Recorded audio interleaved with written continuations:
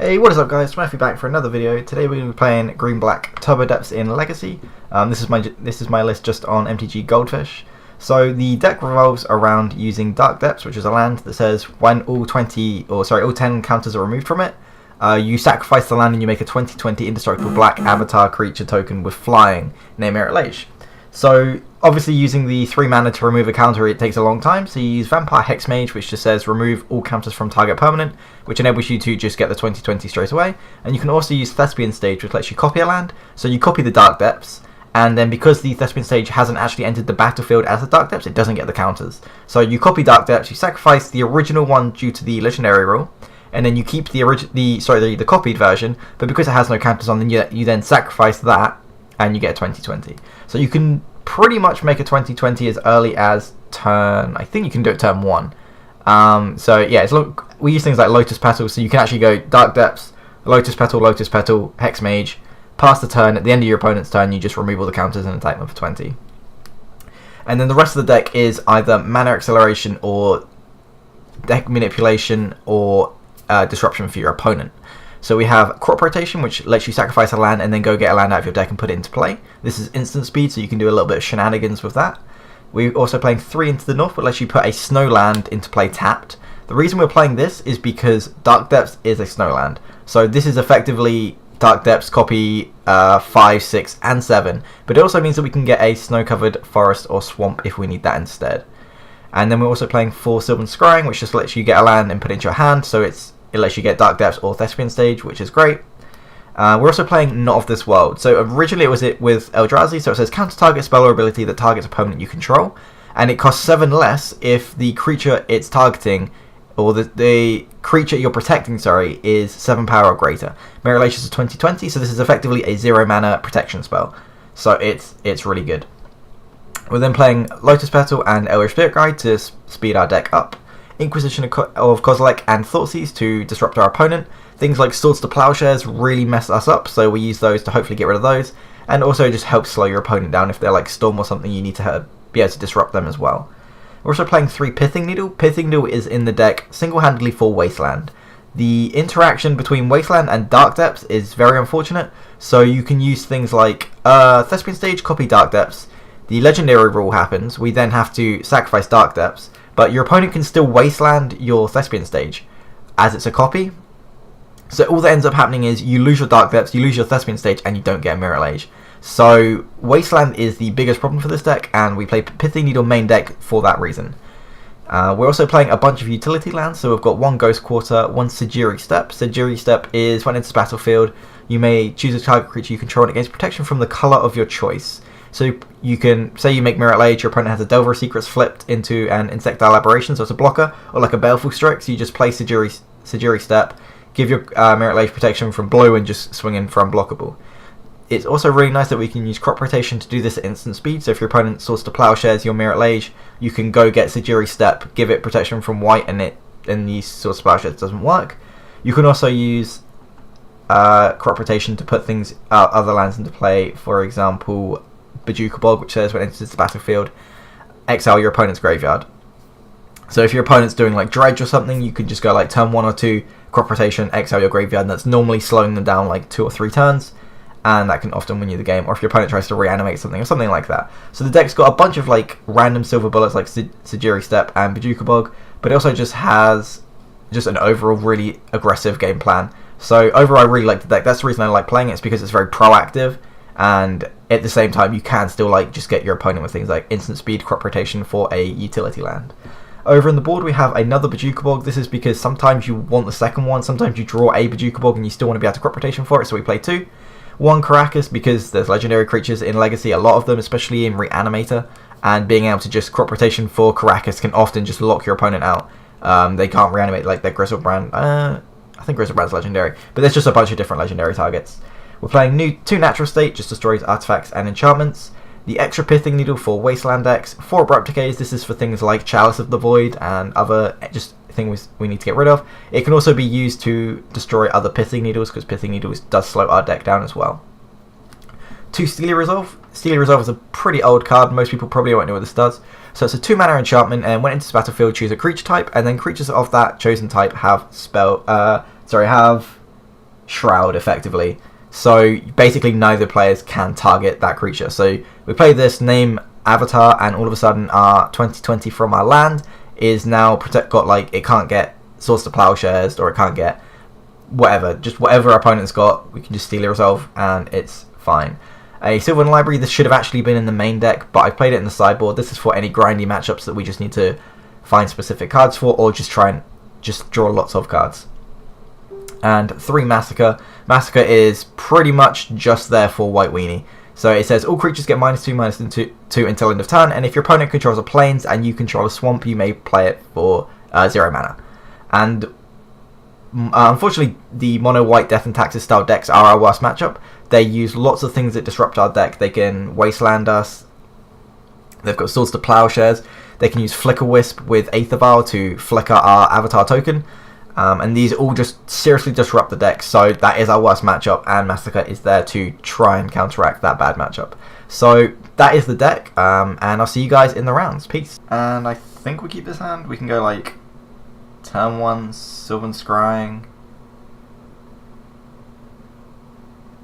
Yeah, we'll keep this. Yeah, so we can go Urborg, Lotus Petal, Sylvan Scrying, get Dark Depths, play the Dark Depths, play Vampire Hexmage, which is a pretty good hand.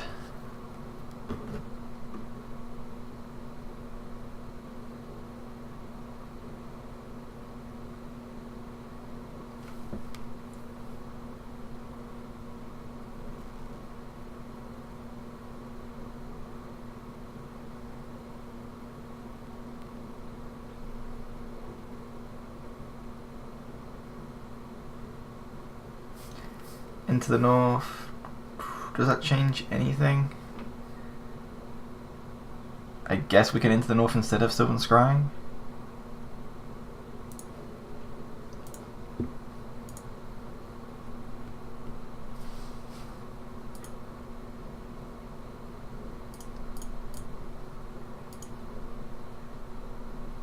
It's a bit annoying that our opponent knows what we drew, but I think it's just better to put it into play, right?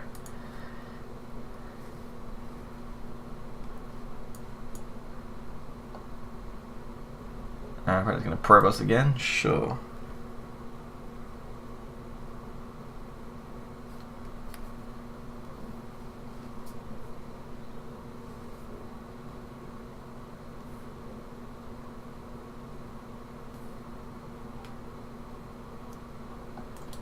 Just going to play a Polluted Delta and pass by the look of it.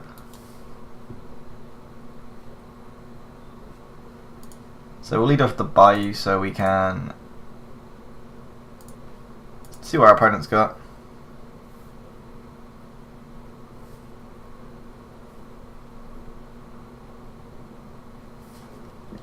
I'm going to daze it.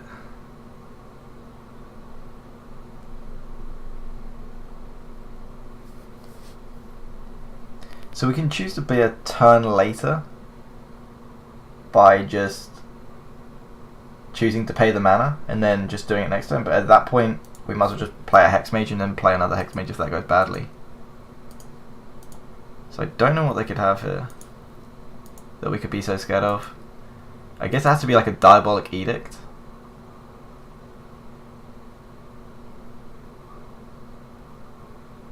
Or some sort of edict effect. Deathrite Shaman, sure. Alright, Stifle? Maybe Stifle is what they could have then. It's like the only thing I can think of. Because they only have 1 mana, right? Okay, so it wasn't. Alright, well, whatever they were going to get, or whatever they wanted to protect, they've got now. Oh, okay, they're just going to exile it. Sure. So we can just Sylvan Scrying for it again.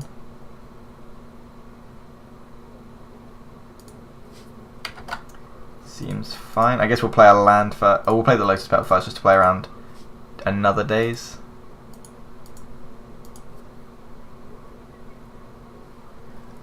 Gonna have the Dark Depths. Play it.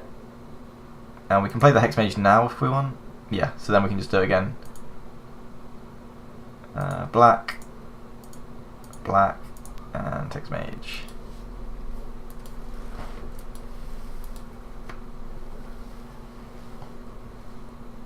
So hopefully our opponent doesn't have another Swords to Plowshares.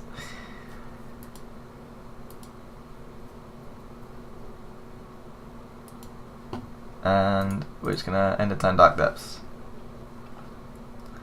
And hope they don't have anything, which they didn't. Sweet. So that was really fortunate for us. I think because we had double Hex Mage, it was okay to not pay the mana for days to try and be quicker. But at the same time, maybe it was worth paying the extra mana and just being a turn later in case they had like another Swords to Plowshares. I just didn't expect them to be on white. I thought they would just be on like Grixis or something, so I didn't think there was anything in the hand that we could be too scared of. So we want Sylvan Library when our game stops freezing.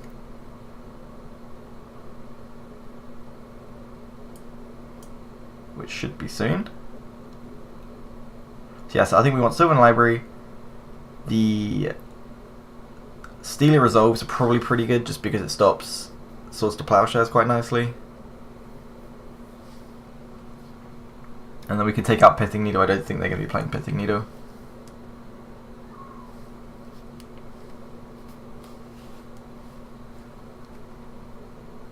Okay, there we go, sweet. So Steely Resolve.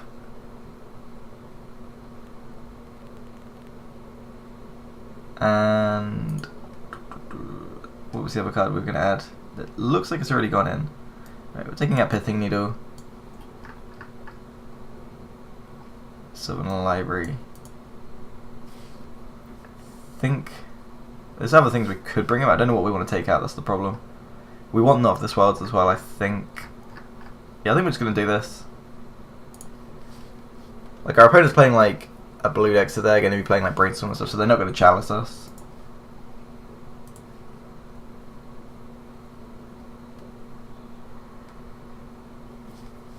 And this hand is fine, we'll keep this. It's got all the combo, but it's fairly vulnerable to disruption. Just because it has so much land, and it's literally just land and combo pieces. Which does sound nice, but a bit of disruption would be handy.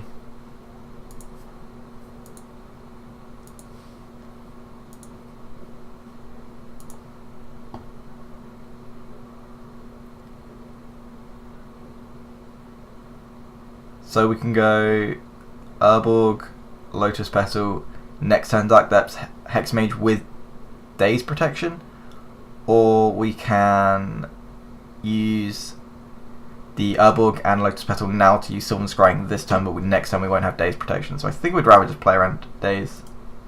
There's nothing we need to fetch so urgently.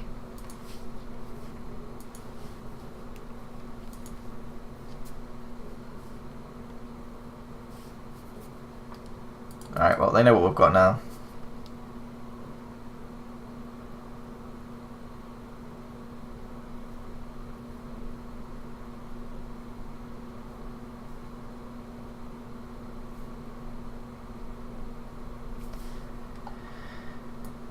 I think it's like, what, the third probe they've used against us? Which is in like, what, 6 turns tops?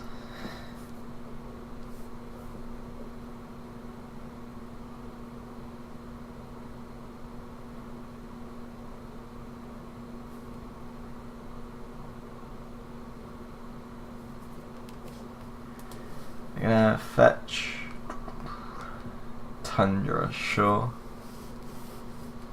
Snapcaster Mage, Probus. They're being very aggressive, so I'm gonna just assume that they just don't have anything then.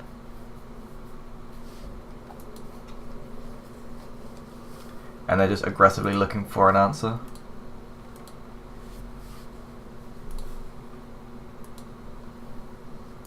Now you're in another land, which is a bit annoying, but that's fine.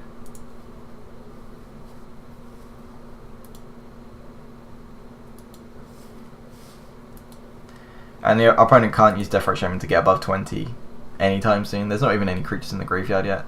The Hex Mage will be, but that'll only put them to 16. Because they use probes so many times. Another Gitaxian probe. Sure. So they're just desperately looking for Swords to Plowshares at this point.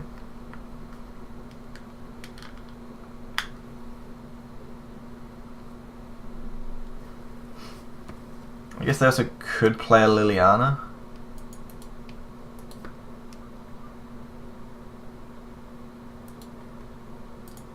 Alright, hopefully this goes well.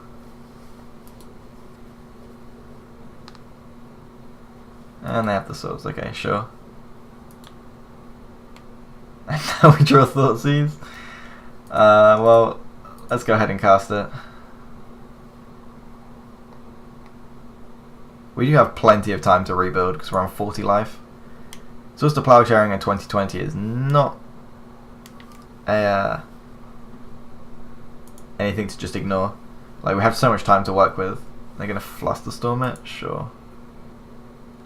Obviously we can't pay it.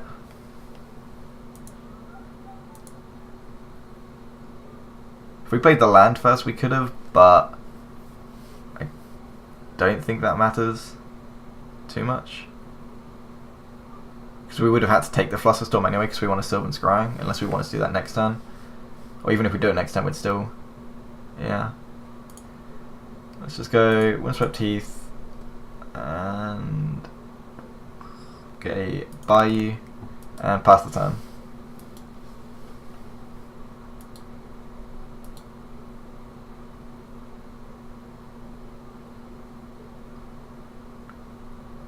So as soon as we draw one half of the combo we can just tutor for the other half. And I don't really want to use Sylvan Scrying to go get a Dark Depths if we then go and draw Dark Depths after playing it, so it's probably better to wait to draw one half of the combo and then we know which half to tutor for. Okay, sweet, now we do. So do we want to play around another Daze? I don't think so. Because we can have the option of going Sylvan Scrying, get Dark Depths, play Dark Depths, use Dark Depths and one of the other lands because of Urborg to then play the Hex Mage and then have Hex Mage ready for next turn. But then if they have a Daze, they can Daze the Hex Mage. Whereas if we go play a land, no, so if we just go Sylvan Scrying and then next turn we can do that and then we play around Daze. But I don't think, I'm not sure how much it's worth playing around Daze. They used Flusterstorm earlier. I guess they wouldn't. I don't know how much it's worth playing around Daze. I think it's probably fine.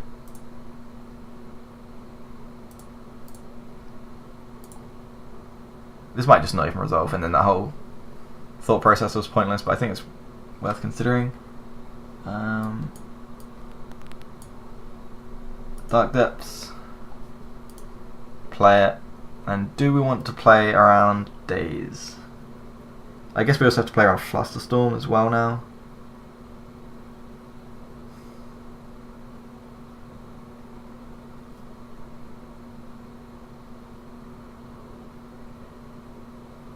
They are playing black, so they could have discard as well. So if they just go untap Thoughtseize, then that's just an easy way to lose the Hex Mage as well.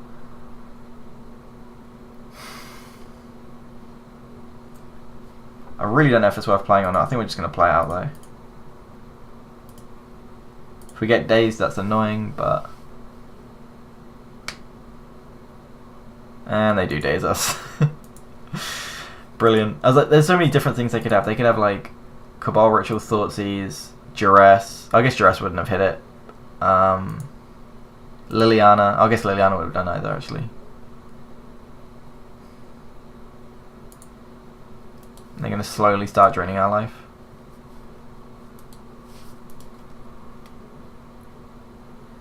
Attack us for 2.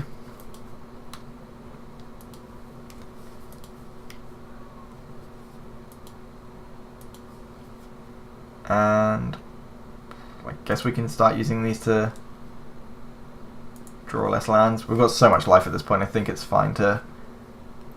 actually, it's probably not. I don't know. We'll find out. We've got Urborg anyway, so this can just tap for black anyway.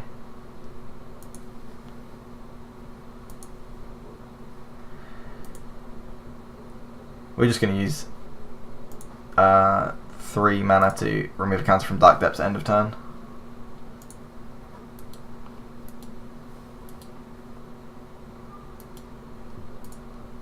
black, black, and black. Remove counter. It's very slow, but we're on like 30 life, so it might actually come down to stuff like that. Play Forest, because it's effectively a Bayou because of Urborg. We'll play the Lotus Petal.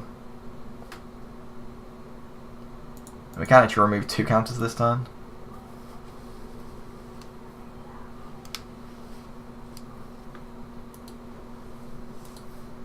Exile Date. They're just going to keep draining us. They're basically attacking us for 4 each turn, so we're taking 4 each turn. 4, 8, 12, 16, 20, 24, 28. Okay, so we've got a while as yet.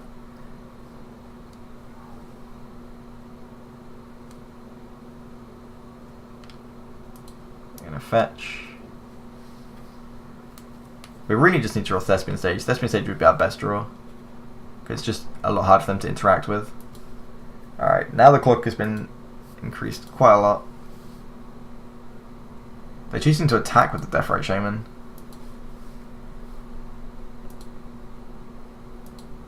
Because they don't have another black, but...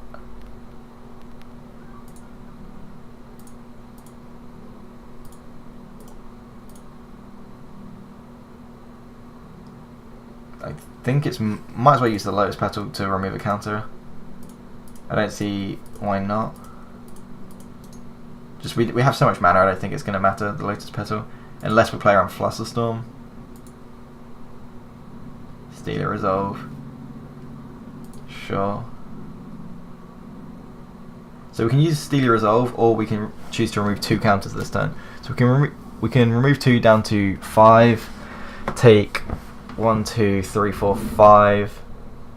Then 4, and I guess it's going to be an odd number eventually, because we can remove 2 a turn, so we might as well use the Steely Resolve when they have less cards in hand, so they have less likely to have counter magic.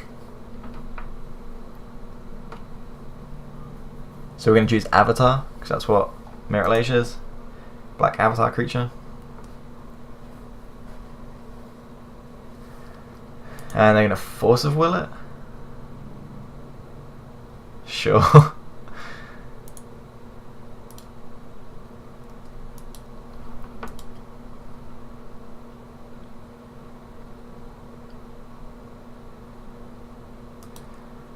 They're probably just looking for more threats at this point. Just anything to put a clock on. It looks like they're just Esper good stuff.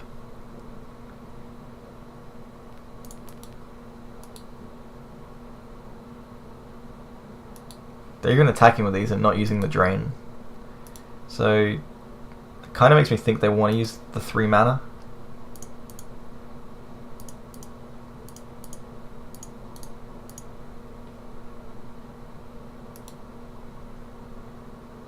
Okay, no, this world was a fine draw for when we eventually Mirror Lage. 1, 2, 3, 1, 2, 3. So we're going to go down to 4.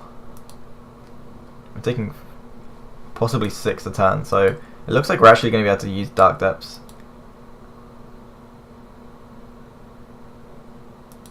to actually make the Avatar at this rate.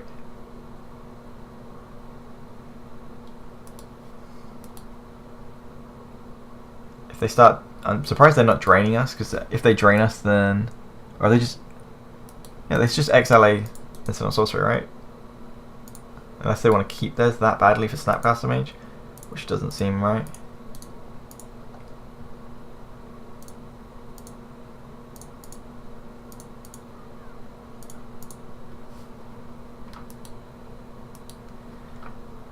Hex Mage, sweet.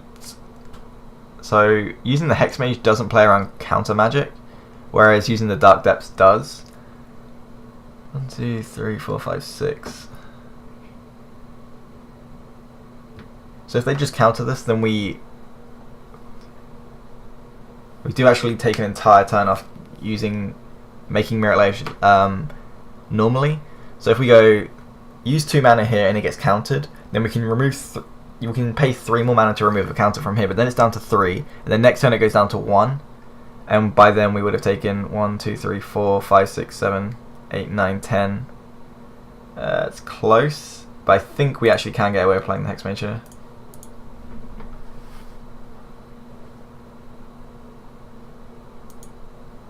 Okay, sweet.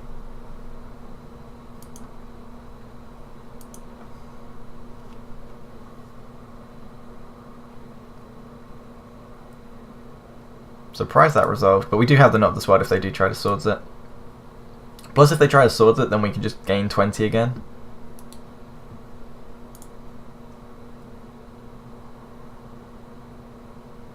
What are we scared of? Venser bouncing the Mirror Age would be awful for us. But we have Not of this World for that. Okay. See if our opponent has anything. Source to Plowshares. Oh, she's counter.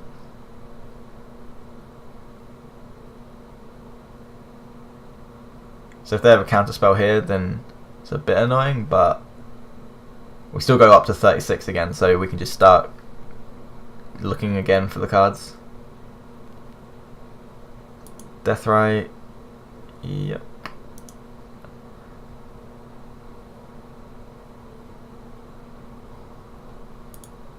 Exiling 2 land. 1, 2, 3. Why do they need 5 mana? They're just hard casting a Force of Will. Yeah, that works. Alright, so we're going to go up a bunch of life. I'm going to use these to fetch at this point, I think. Just because I really just want to increase our odds of actually drawing it at this point. 2 life is not going to make too much of a difference. Sejiri Step. Yeah, we're just going to pass. So the maximum we can take is 6 a turn. So 6, 12, 18, 24. So if we just draw a Dark Depths, then we can start like reducing it pretty quickly. Because we remove 2 counters a turn. So it takes 5 turns. But because they're attacking with these instead of using the abilities, I'm less worried. Thoughtseize. There's no reason to use it yet.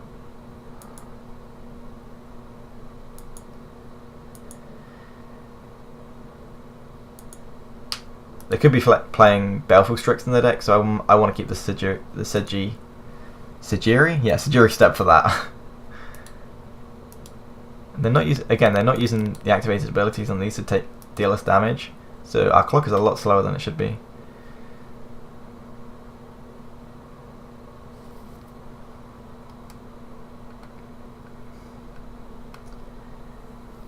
One, two, three.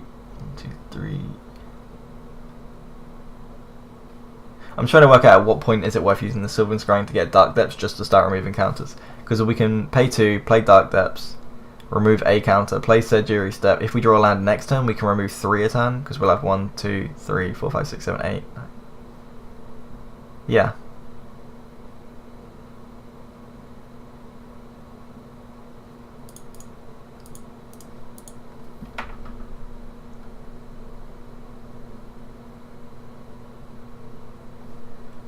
So go for another Dark Depths.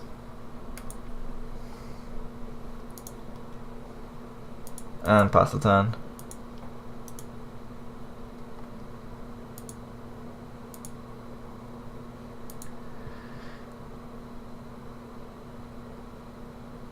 I'm just gonna brainstorm. Our opponent's gone through so many cards, they probably just have another Swords to Plowshares. There's only so many times we can lose our Dark Depths to the point where we just lose the game from not having a win condition.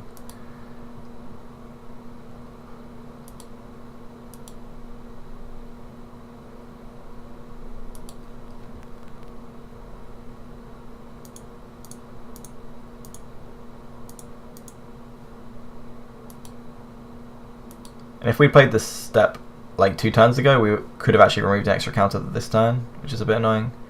1, 2, 3, 1, 2, 3. Play this and use the Lotus Petal to remove 2 counters. Sorry, 3.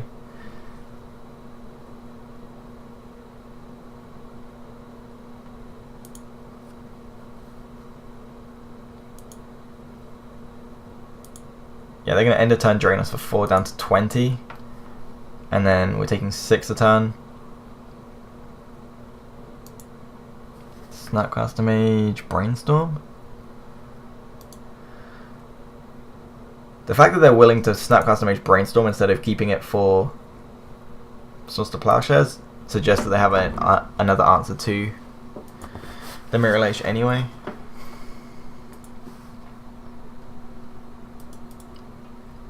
Or they just want to put a clock on so that we can't get that far.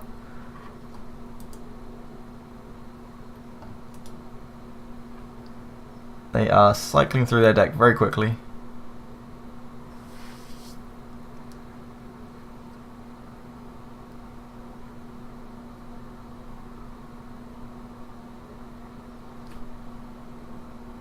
Another Death Shaman, sure.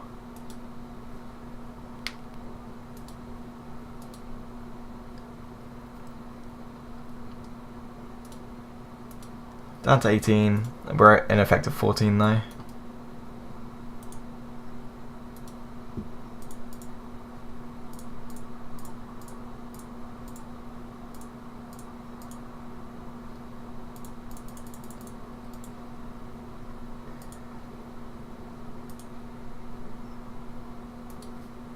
And hopefully we can draw something good. Into the north, just gets another Dark Depths, which we can't do anything with. We can't get Snow Covered Land because we've got both basics. 1, 2, 3, 1, 2, 3, 1, 2. Alright, well, we can remove 3 counters this turn. I don't think it's going to be quick enough though.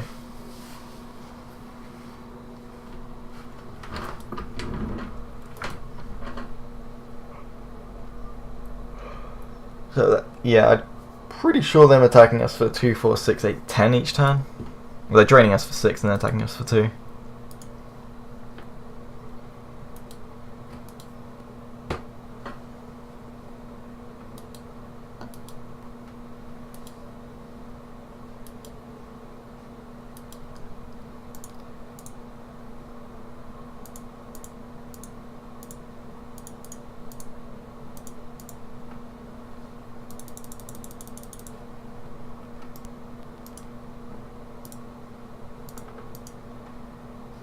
And we're just gonna, we might as well use the Lotus Petal here so we can just remove as many counters as possible.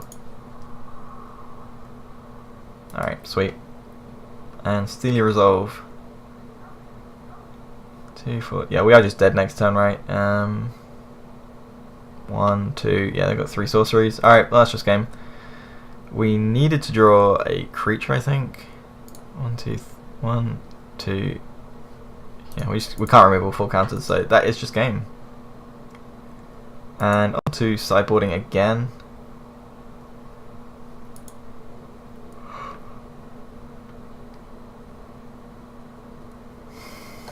What do we want this time? Steely Resolves and Not of This World's both seem great.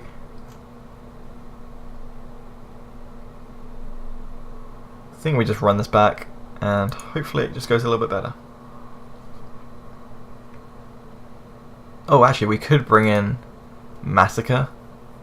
I don't think we want to be using Massacre on Deathrite Shamans and stuff, though. We'd rather just be trying to combo off.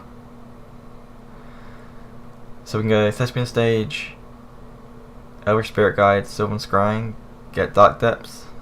Next turn, we're only 1 mana short from actually doing it. Sure, we'll keep this.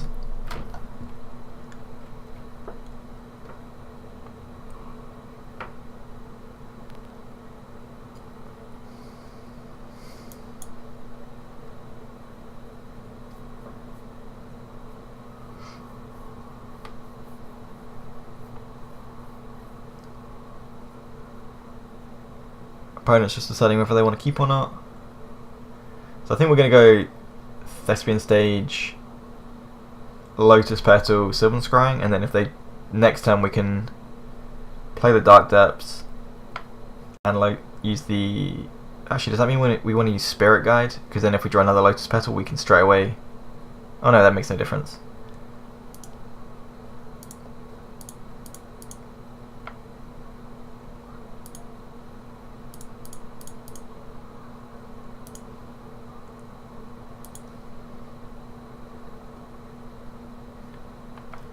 Get Dark Depths and pass the turn.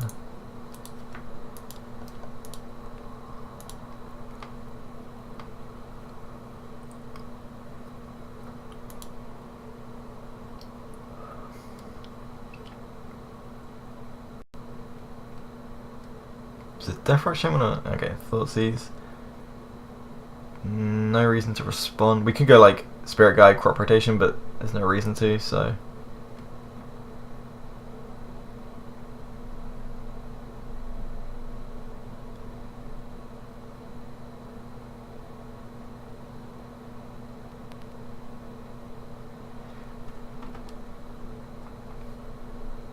They might just take the Inquisition here.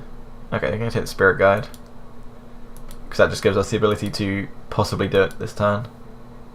Not if this world was a great draw.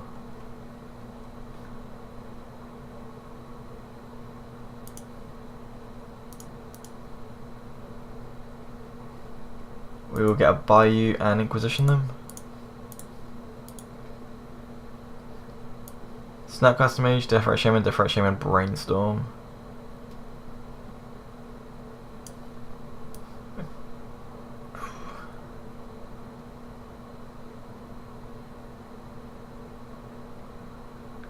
So I have a Brainstorm or Snapcaster Mage, I just don't know which one.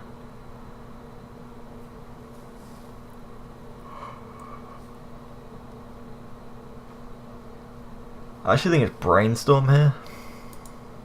Yeah.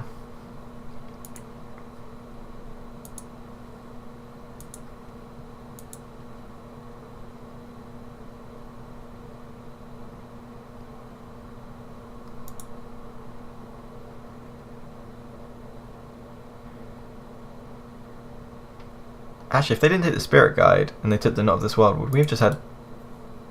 Yeah, I think we could have comboed off actually, because we could have just went Spirit Guide, use this Crop Rotation, get Urborg, and then have 1, 2, 3. No, we would have needed an extra land drop.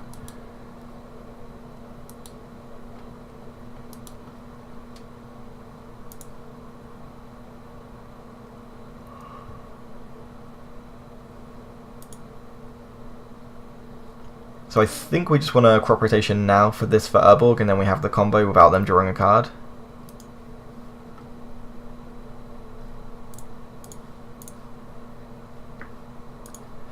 And the reason I want to do it now is so that if they don't draw a counter spell.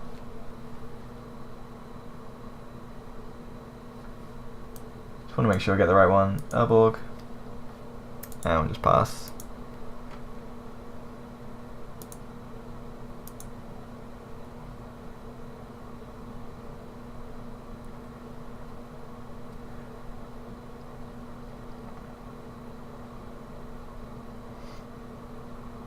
I'm just gonna Snapcaster Mage Thoughtseize. Brainstorm, sure. So they're just looking for Swords to Plowshares at this point.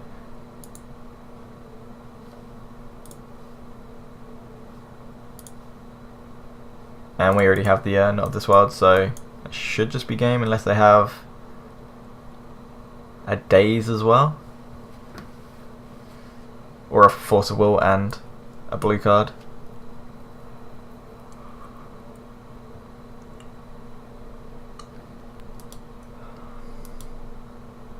I guess they could have Diabolic Edict like earlier. Yeah.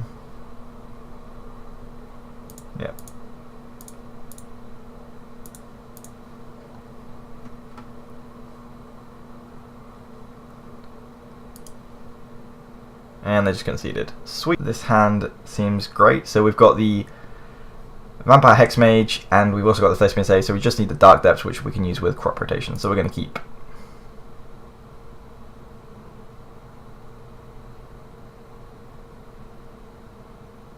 Unfortunately, we don't have an Urborg, otherwise this hand would be incredible, but still a great hand. Opponent's going to lead off of Underground Sea. And Thoughtseize, sure. So I expect they're probably going to take Crop Rotation or Inquisition here. There's just no reason to take Vampire Hexmage as we have two, and the Spirit Guide's not really threatening too much at this point. Yeah, they're just going to take the Crop Rotation. So we are pretty much just looking for some way to get Dark Depths at this point. And Thoughtseize. We're going to lead off with the Inquisition because it just has less... It's just better. I think it's just better generally to lead off with the Inquisition, because then we're actually going to do something that affects the first couple of turns. So they've got Snapcaster Mage, Ponder, Force of Will. I'm not sure we really care about the Snapcaster Mage, so I think we just take the Ponder here. And now we just know what's in their hand, and they're just not doing anything for now. And we can always just use Thoughtseize next turn to get rid of the Snapcaster Mage if we want to.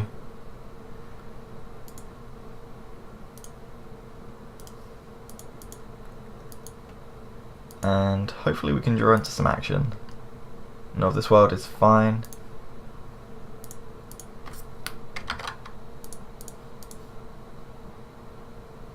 Let's just go ahead and Thoughtseize away. Ooh, Fatal Push does nothing against us, so we're going to take the Force of Will, I think, just in case we draw a tutor. And we'll just pass the turn back.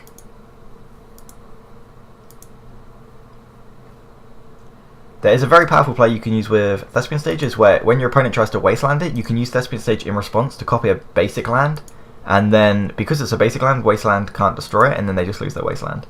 Occasionally people do slip up on that. Obviously we're not going to be against a Wasteland deck if they're Grixis, or at least I wouldn't expect it to. Their mana would be very iffy if they did that, and unfortunately Modo has crashed. There we go. Another Spirit Guide.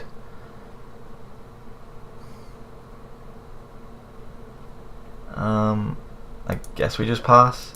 What we can do if we want is end of turn, exile a Spirit Guide and use this to use Thespian Stage to copy the Underground Sea, then we have double black. Let's go take a Hex Mage here. But we know they have Fatal Push, so there's just no reason to play them out. I expect they'll be taking a Hex Mage. I don't think they really care about the Not of This World because they can't remove the Avatar anyway, just because it's indestructible and the Grixis deck is normally using kill spells. They might have Jace the Mind Sculptor to bounce it, but normally you make the token at the end of their turn, so they don't even get like a sorcery speed turn to do anything. Alright, sweet, so we drew into the north. Just trying to make sure there's nothing. No, I just do it now.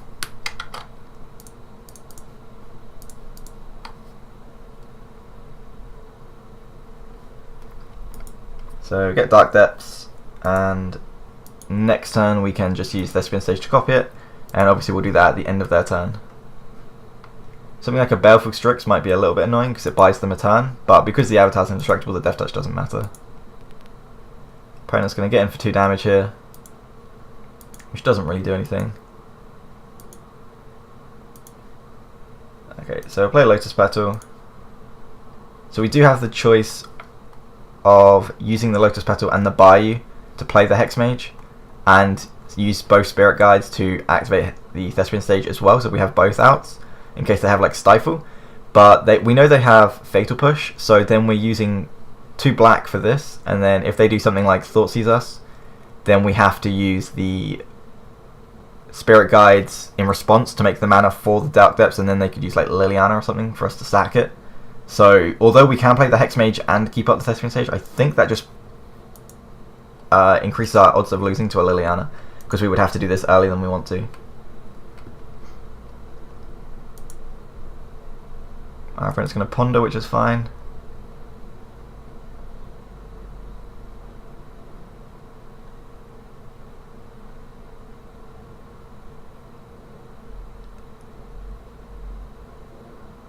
And Baleful Strix, of course. Sure. So yeah, whilst this doesn't kill the Dark Depths, it does just mean that we can't kill them straight away. So if they attack us with the Snapcaster Mage, we're just going to block with the Dark Depths token, and they choose not to.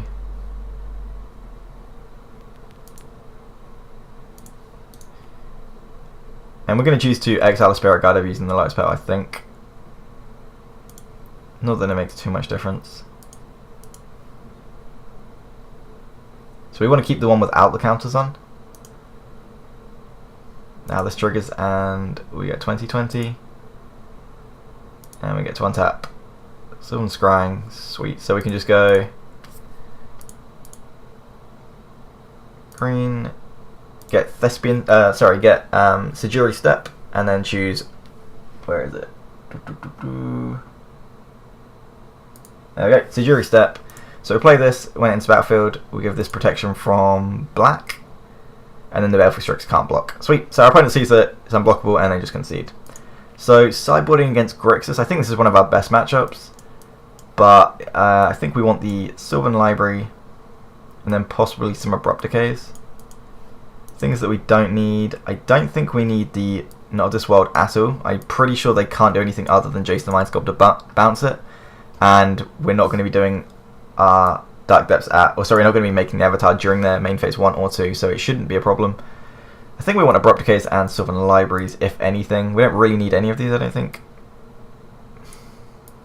The reason I like Abrupt Decay is because it can blow up things like Chalice on 1, and it can also blow up, Pithing Needle. So they probably play like a Pithing Needle or something in their sideboard. So some amount of these 5. Anything else we want to take out? Maybe we just take out Pithing Needle as well. We can use that to name Jace, but I think that's about it. So yeah, we'll take out the Pithing Needles. So we have 1 extra slot. Let's bring in these 5 and maybe a Natural State. Again, I don't think we need Steely Resolves, because otherwise we wouldn't have brought out the Not of This World. Karakas is not very good, like it can bounce. What can it even bounce? Vendilion Clique, if they even play it. Maybe we just want an extra Paducah Bog. No, I'm pretty sure we would rather the Natural State, in case they do have a Pithing Needle. And Chalice. I guess it doesn't really work on Chalice. Yeah, I think this is fine, so we will play this. Alright, our opponent is going to be on the play.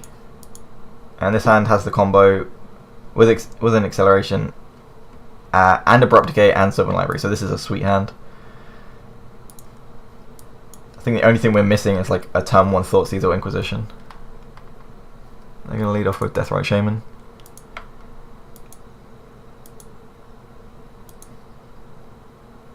And we actually drew the Inquisition.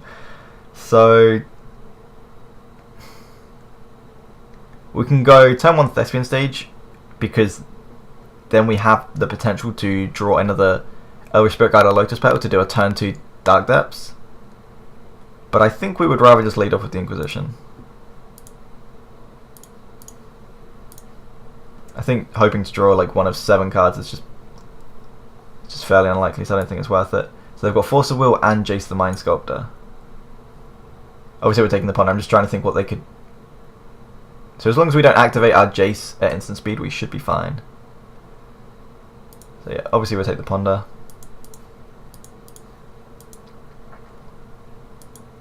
And our hand is looking pretty good compared to theirs. So we got Misty Rainforest, sure.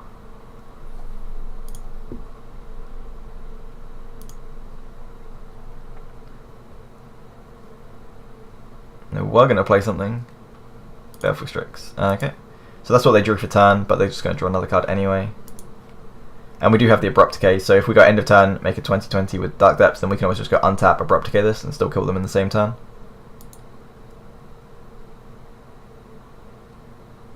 If we play the Sylvan Library, I expect for them to Force of Will it. And they're just going to crack in for 1, because they can't activate it to make us lose 2, so... It's also worth noting that them gaining 2 life is huge, because if they gain 2, then they go up to 21, which means they survive 1 hit from the Avatar, from Mirror Age. So if I did do the other way around, we would have had access to Dark Depths and Thespian Stage this turn, but that, as I mentioned, that wasn't, I don't think, worth playing around, because I think Inquisitioning is just fine to do. So I think we'll play Thespian Stage into Sylvan Library. The other option is to Abrupt Decay this straight away, so they don't go above 20, but they don't have a creature in play yet anyway. Or sorry, in their graveyard. But if we want to kill this with Mirror Age, so if we want to Abrupt Decay this, then to attack, then they can do it before. Which is a little bit annoying.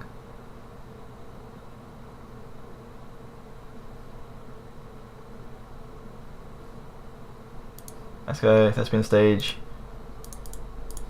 Sylvan Library. I wouldn't be surprised if they force of will this. No? Okay, sweet.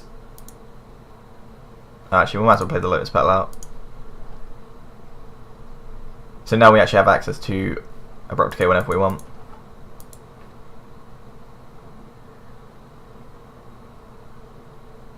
And I'm pretty sure our opponent can't afford to be playing Wasteland in the deck. And it's going to exile that straight away. Going to ramp into Jace. Yep. That's absolutely fine. Jace doesn't really do much against us. It's the fact that they can go above 20 and then... Because if we attack them, then they'll go down... I guess we could kill the Jace with the first hit. But then we're attacking 3 times, which is a lot of times to have to attack the Jace. Sorry, attack with the Mirror Ledge, because then it just leaves it open for 3 turns. Obviously we don't care about the 1 damage. So, Sylvan Library, see what we can get with that. We can be pretty aggressive with Sylvan Library because our life shouldn't matter too much. So now we've got the second Abrupt Decay. We do have the ability to Abrupt Decay this and then Abrupt Decay this after, so then we can get around the whole them gaining the extra life, which I definitely like. Don't think we need the Into the North though. So we're going to go play a land. I think we definitely want to keep the Abrupt Decay. I'm just trying to work out if the 4 life is going to matter, which I'm pretty sure it's not going to matter. Yeah, we're just going to keep it in our hand. Play the Lotus Petal. So if we play this...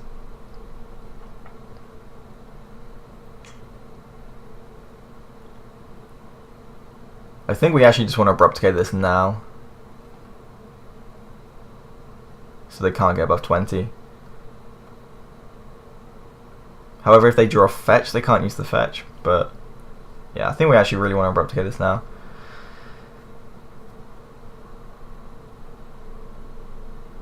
Yep. So what we're going to do is... Wait, one... Yes, we can do both. So, black, green, Abrupt Decay.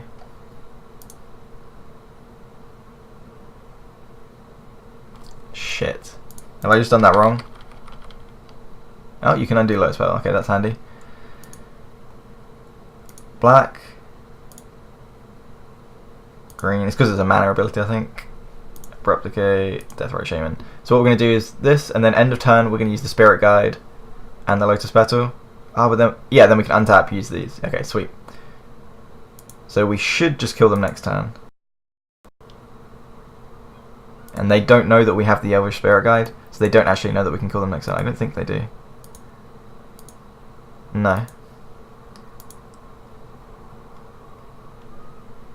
Sorry, just to be clear, what's happened is I've Abrupt Decayed the Deathrite Shaman, so they can't go to 21 life.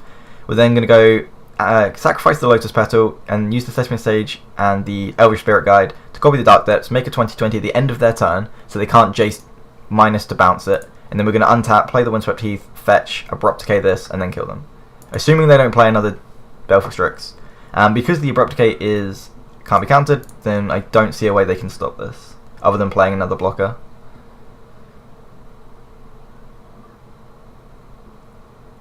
Deathrite Shaman, that doesn't do anything because it has Summoning Sickness.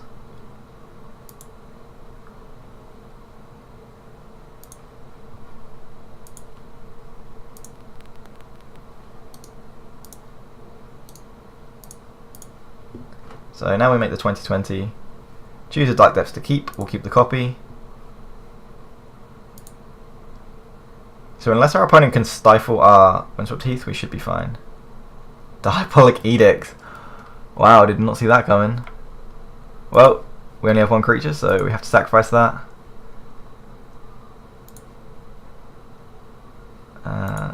Sylvan Library. We may have just lost the game, actually. Huh. I really have not... I don't think I've ever seen Diabolic Edict be played in that deck. Obviously, it's very good. So we can use Into the North to get one of the combo pieces. I don't think we need Thoughtseize at this point. We don't really need the extra land, so I'll put that on top as well. We're just going to get another Bayou. I don't think we're in trouble of getting our lands destroyed. And now we have the option of abrupt decaying this again to keep them off being on 21. And also it's a clock as well, so I don't hate doing that now. What do we know they've got? The Badlands they've played the Jace, so we know they have a Force of Will.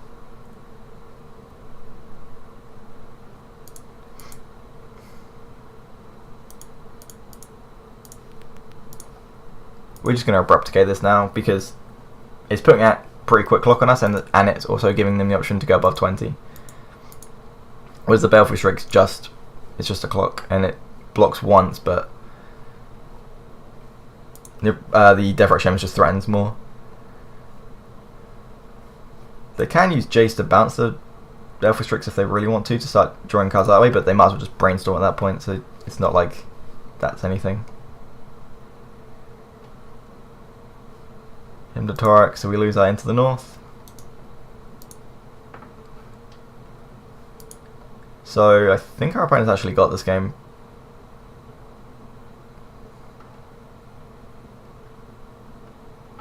From what looked like a really good position, the Diabolic Edict just completely destroyed us. Ooh, Tasiga's pretty good. Alright, so Sylvan Library.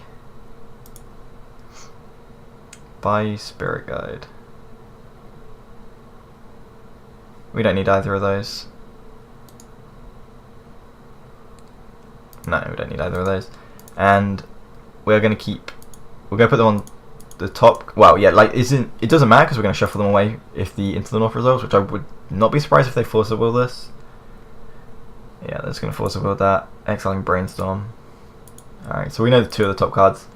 And we're on a... I don't think we can actually win now.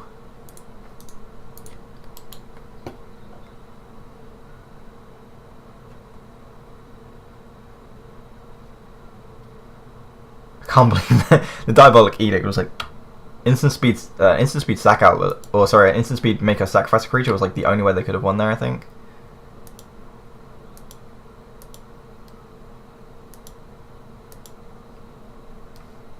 I'm not saying it's unlucky for me, I'm just saying that it was very well played for them. I didn't expect them to be playing it. What do we want to do here? We might actually board in Karakas then, maybe, for the Tasigas. I think that's probably a little bit over the top, actually. So we can...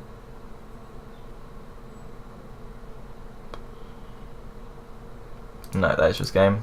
We're not dead this turn, but we can't combo off quick enough to win. Because we're going to take 4-5, I guess. Next turn... No. Because of the clock, and then all they have to do is... I guess we could have played around them maybe misplaying, where what they can do is attack this next turn, and we wouldn't be able to make the 20-20 obviously, and then next turn if we got really lucky and was able to make Mirror Age the same turn, we'd have to make it at before their blocks. Sorry, before when they attack us, to make it as a blocker to survive, and then they can use Jace to bounce it. So assuming we got lucky, all of those reasons, then we'd still lose, assuming our opponent just did that. So I don't really want to sit there and play that out. That was just very unlikely that we drew anything good there. So maybe we don't even need Abrupt Decays.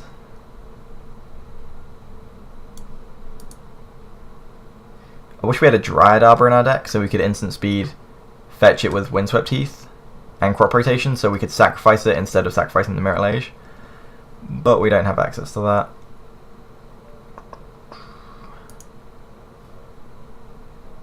We could use Not of this World to stop Jace the Mind Sculptor bouncing Mirror Age, but that just feels really bad. I think we'd rather just Abrupt Decay. We definitely want to play first. Alright, what does this hand do? We can go Turn 1, Sajiri Step, Crop Rotation it into Urborg Thoughtseize them.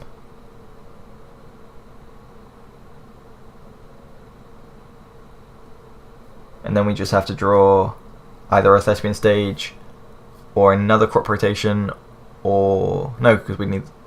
Yeah, I think we keep this. I think it's got enough of the pieces that it's worth keeping.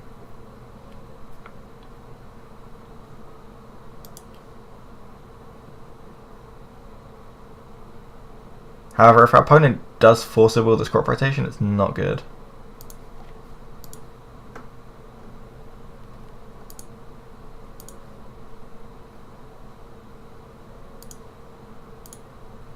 Yeah, if our opponent force wills this, we're in pretty bad shape.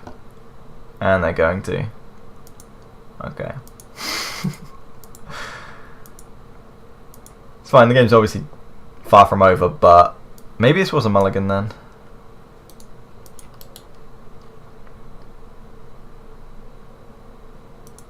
They just had so many different pieces that I thought it was worth trying.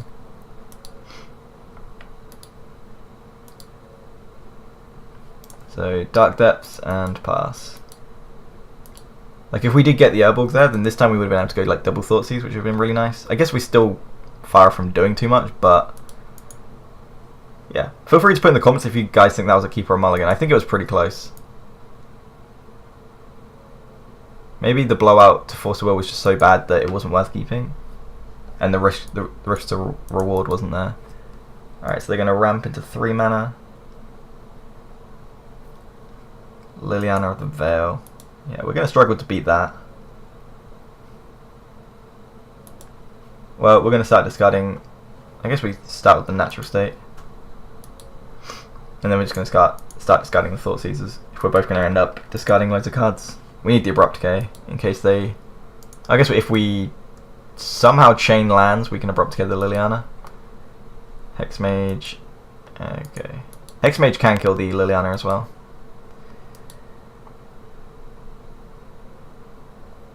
So as I mentioned, Urborg is I think our best draw. Urborg, play Hexmage, use Hexmage on Liliana. Yeah. That's pretty good. They're going to take the Hexmage here, I expect. The Hexmage or the Abrupt Decay. They're taking the Abrupt Decay. Actually, yeah, we'd want to Abrupt Decay this, wouldn't we? And then Hexmage our own.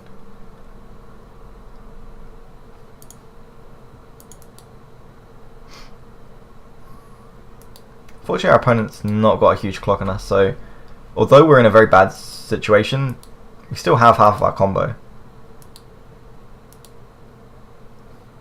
I don't think we want to Thoughtseize here, because then we just lose our Hexmage. If we Thoughtseize them, then they just go tick up on Lily and we lose Hexmage. It might have actually been correct to hold the Bayou as well. I'm not sure.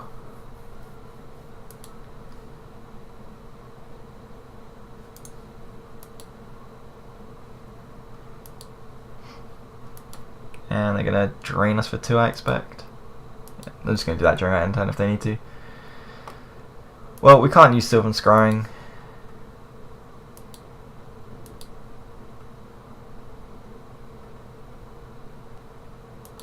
Yep, we lose 2. What do we want to discard to Liliana?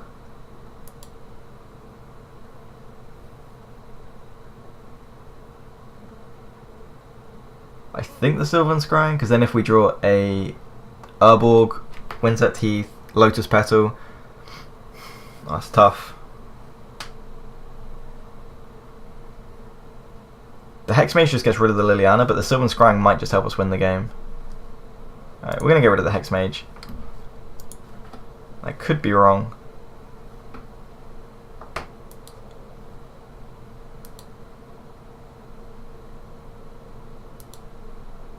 And they're just going to keep draining us for 2.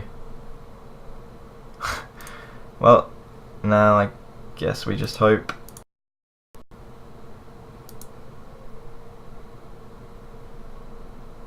No, because we can't even use. We can use the Sylvan Scrying, but we have to discard it to Liliana.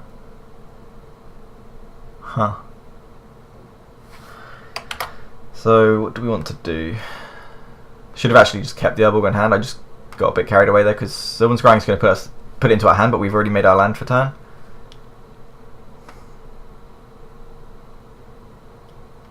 Trying to think if there's anything we want in our any lands we want in our graveyard. Can't see why we would.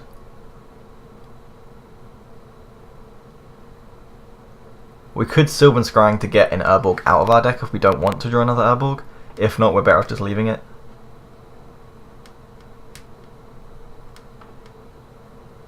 We don't really want to draw another Dark Depths, so maybe we just cast it and get like a bad draw out of our deck.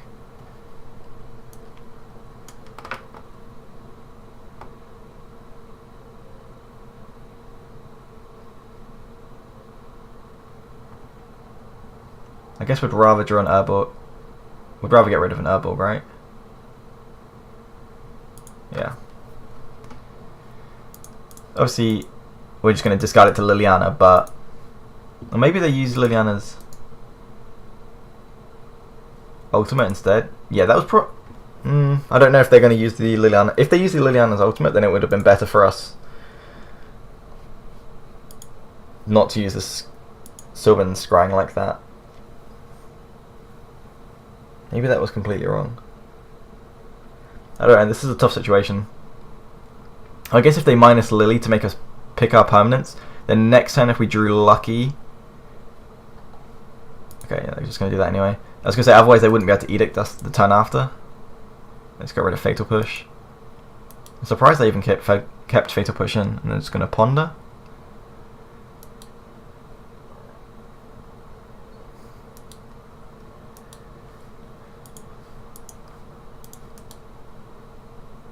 Not sure what they're pondering for.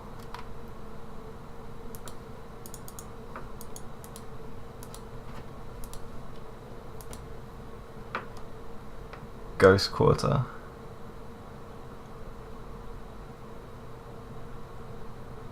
Well, we might as well play it out and pass the turn.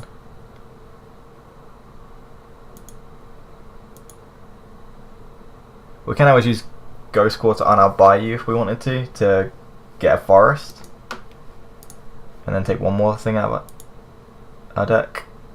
But I don't see the point in doing that. I'd rather just keep the Ghost Quarter around.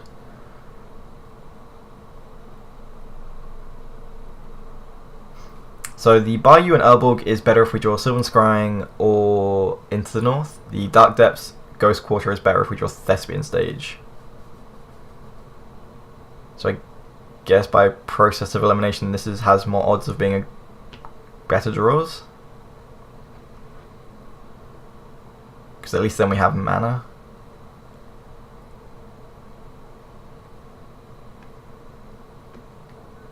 Choose a part of sacrifice. Yep, we're actually going to keep the lands that actually let us do stuff.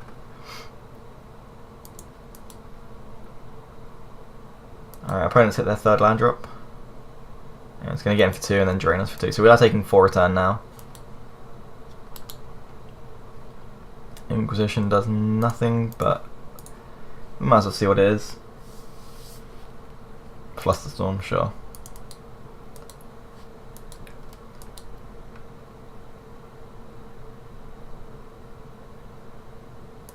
This went from what I thought was a really good matchup, and it's got really bad. But I think it was the bad keep.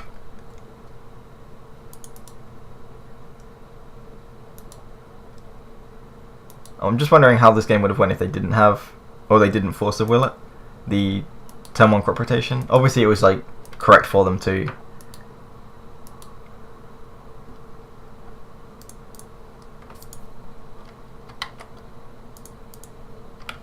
Yeah, we're just going to pass.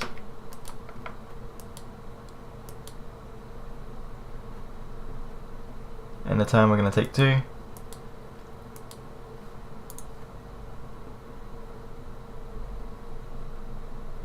And our opponent's got Battlefield Strix, sure.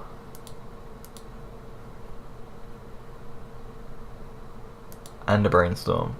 So they're going to put the worst card in their hand and then like the next 2 best cards on top of their deck. So they discard it to Lily and then draw into the best card.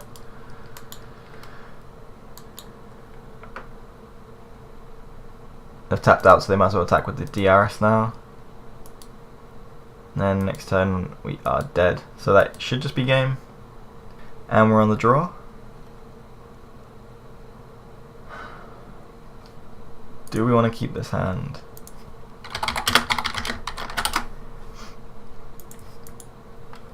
Don't think we can afford to keep this. I mean, if we draw Dark Depths, then obviously it's great, but if we don't, this hand just does nothing. If we draw Sylvan Scrying or Into the North, it's fine, because we've got 2 of these. So we've got 4, 8, 9, 10, 11 good draws.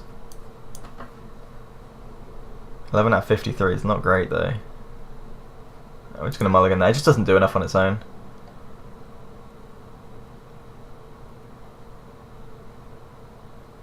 Guess we keep this. Pretty close to being really good. Also just depends on what our opponent is as well. Like if they're like a Storm deck, then us being able to use 2 hand disruption spells is powerful. They've mulliganed down to 5 though. Another Thespian Stage. Do we want to keep this just for the crop rotation? Probably. It feels really bad to use crop rotation and a Lotus Petal and a land just to get Urborg.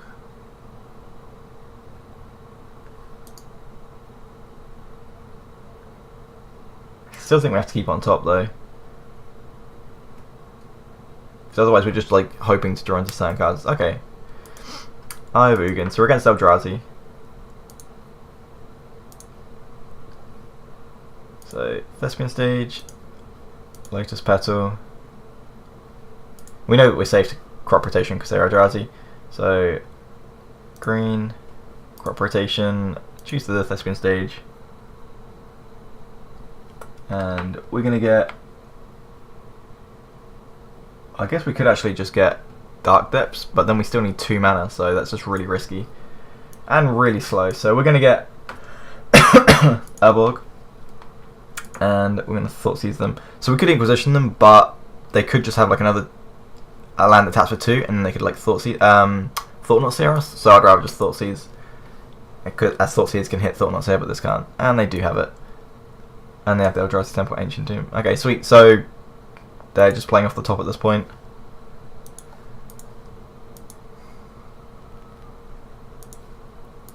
Trying to work.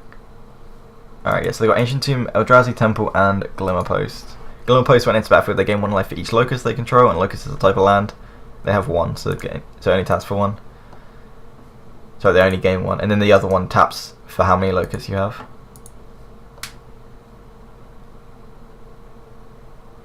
What have they drawn? Hangerback Walker, sure. Oh yeah, so the Urborg now actually has activated the Eye of Ugin, so now this is effectively a 3 mana land, which is a bit annoying.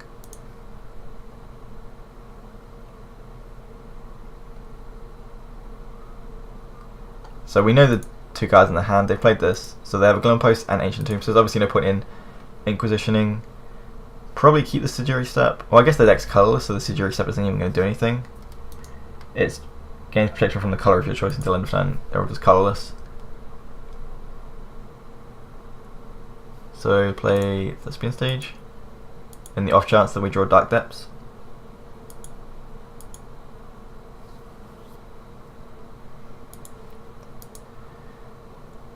Our opponent's just going to keep ticking this up for now. Fortunately for us... Oh, okay, there we go. Right, that's still just not a very fast clock. Lotus Petal, so we'll play that. I can't see any reason to keep the Sejiri Step, so I think we just want to play it. I'm trying to think of any non-colorless cards the Eldrazi deck plays, and I'm pretty sure it's none. We'll keep it in hand anyway, just in case. So I prefer a colorless creature. Okay, sure.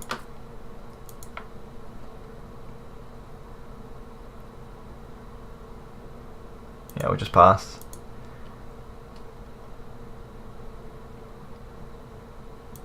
So I'm going to put a counter on Hangerback Walker, which is fine. Gaining 1 is a bit annoying, so now they've gone up to 21.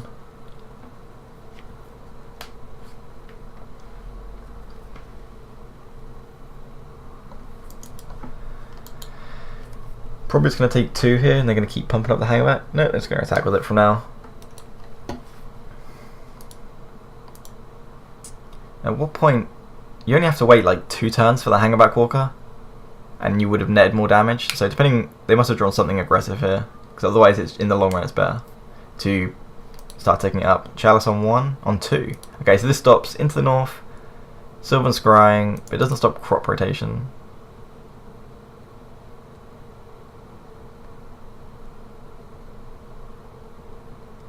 So we can play the Spirit Guide if we want. I think we actually play the Sajiri step at this point then.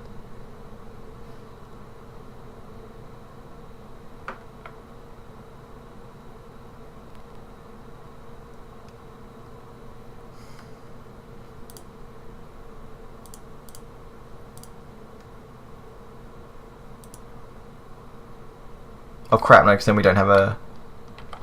Then we can't use crop rotation. So we actually have to keep this instead of using it as a blocker. I was going to use it just to play as a blocker, then it can like get in the way of these, but then if we draw a crop rotation, then we can't use it. So obviously it's better to keep for, this for crop rotation, or this for crop this or this for crop rotation.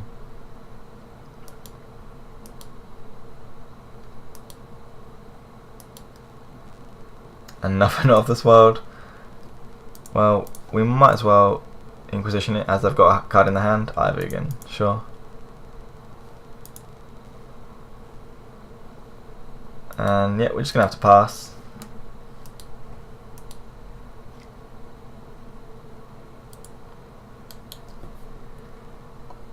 Thought-Knot here. That's Spirit Guide here, I expect. The problem is it's going to pump this up, so we're going to take 6. Okay, so we are just dead next turn, so we have to draw Dark Depths or Crop Rotation here. I think there's nothing else we could draw.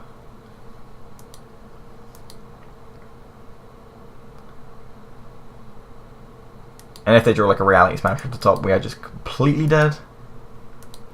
So hopefully that doesn't happen.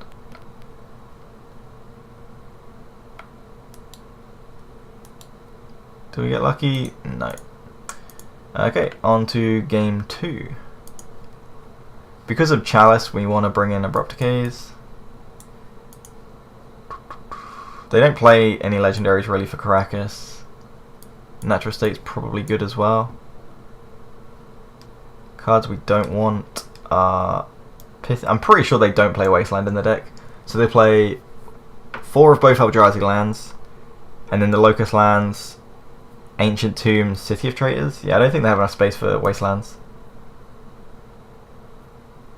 Fairly sure they don't. And Inquisition seems pretty bad, but it is able to catch Chalice of the Void before it comes down sometimes. Oh, Not of this World is awful. Alright, we'll play that then. We also could play the Sylvan Library.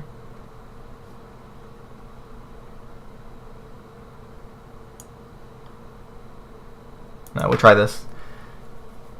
Yeah, Inquisition has a very few targets, but some of the targets are just so good that I think it's worth keeping. It's just better than like Not of this World. What can we do with this? Lotus Petal, Crop Rotation. No, sorry, Sylvan Scrying for something. This doesn't do anything.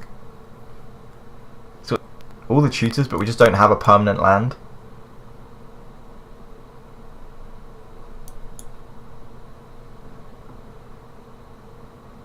Like maybe if we drew into a land it would be okay, but no. Alright, we can keep this. We don't need another piece of disruption.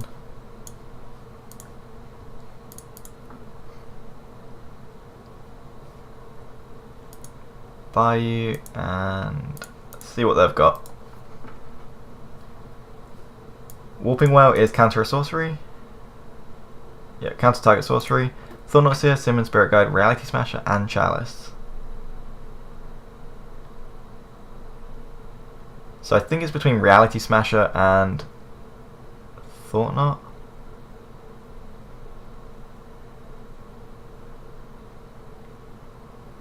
Like, we've got 2 Abrupt Decays for the Chalice. Obviously we can't cast it yet, but we don't even know what they're going to cast Chalice on. It might be 2 again. So do we just take the clock? I think we do.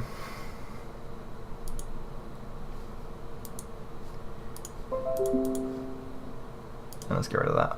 Okay, yeah, I'm pretty sure we take the Reality Smasher just because Thought-Knot can take something, but we're just going to play the Dark Depths. Oh, they can't even take it with that anyway. This is not looking too bad if we can draw like another land. Or a Thespian Stage would be quite good.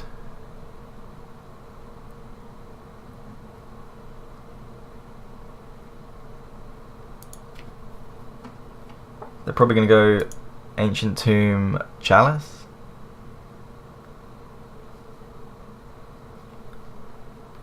They're probably just working out if they want to go Chalice on 1 or Chalice on 2. If they put it on 2, then we can just Natural State it. But I'm pretty sure they're going to put it on 1.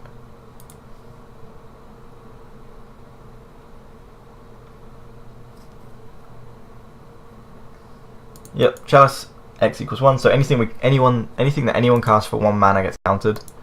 So Natural State doesn't work yet. Oh, Paducah Bog was actually a pretty good draw.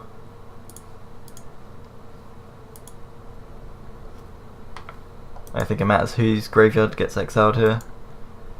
We could have just boarded that out for Karakas if we wanted, just so it came in untapped, but I think we'd rather the black source, as shown here.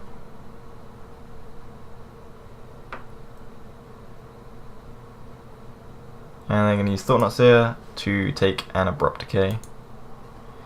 So we only have 1 Abrupt Decay left, which will blow this up, and then we just have a Natural State left.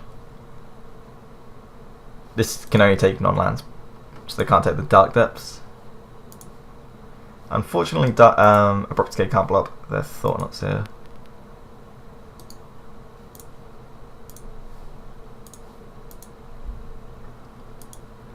Eventually, there we go. Crop Rotation.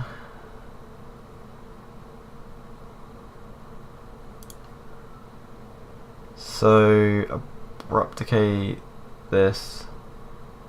Next time we can yeah, it's actually looking really good.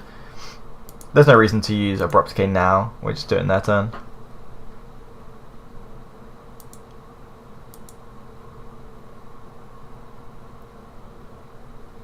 Glimmer Post, so they gain a life.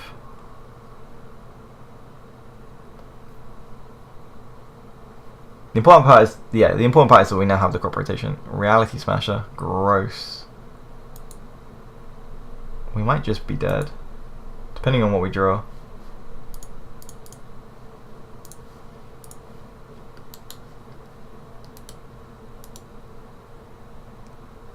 So we take 9.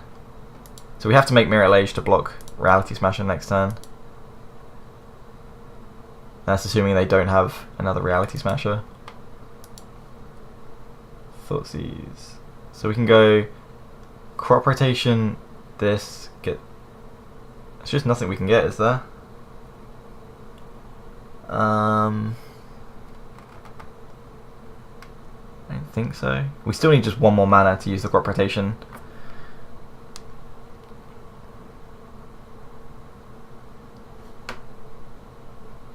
Can't think of anything in our list that we could use.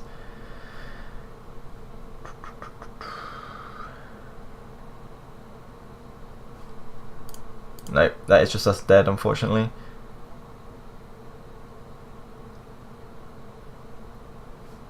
Yeah, Crop Rotation this, then we just have access to like this message, but we're 1 mana short. Unless they play an Urborg. Which they're not going to. Alright, won the dice roll, which is sweet. Alright, this hand is good, so we'll keep. We are a green source away from this being nuts. We've got lots of disruption though, so this is great. We can actually go turn 1, discard, turn 2, discard, discard. Gonna lead on. Yeah, we have to. Inquisition first. I don't really want to use Thoughtseize and then see I have to take a 1-drop. Okay, so we're against Storm.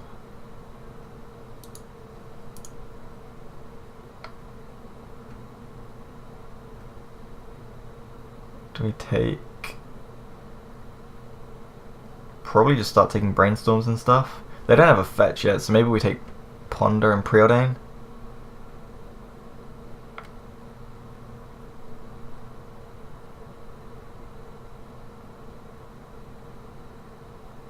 Huh. Yeah, I'm gonna take Ponder here. I would have taken Brainstorm, but they don't have a fetch, so it's just significantly weaker.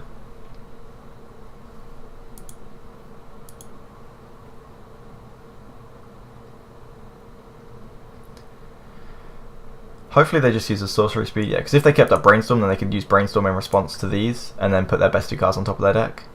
But they've just chosen to Preordain instead.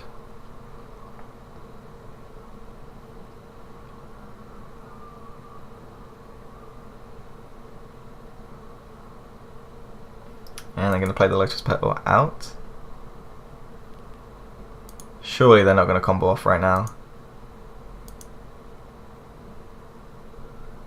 So they've played them out just to keep them safe from hand disruption, but then they just lose their storm count. That's strange. So we've actually got the combo next turn, so we're just going to play Dark Depths and use double discard, and hopefully, and just hope that they can't kill us next turn. I'm going to Brainstorm in response.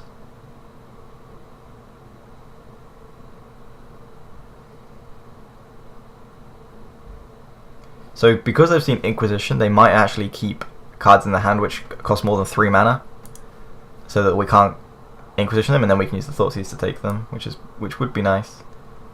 So we don't care about Duress, so we take Ponder and Brainstorm.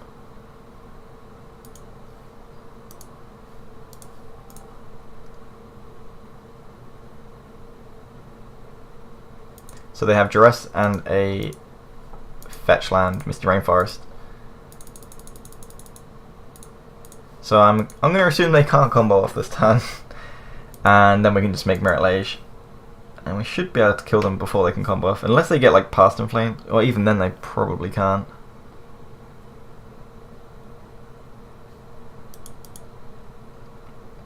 They're going to take Into the North.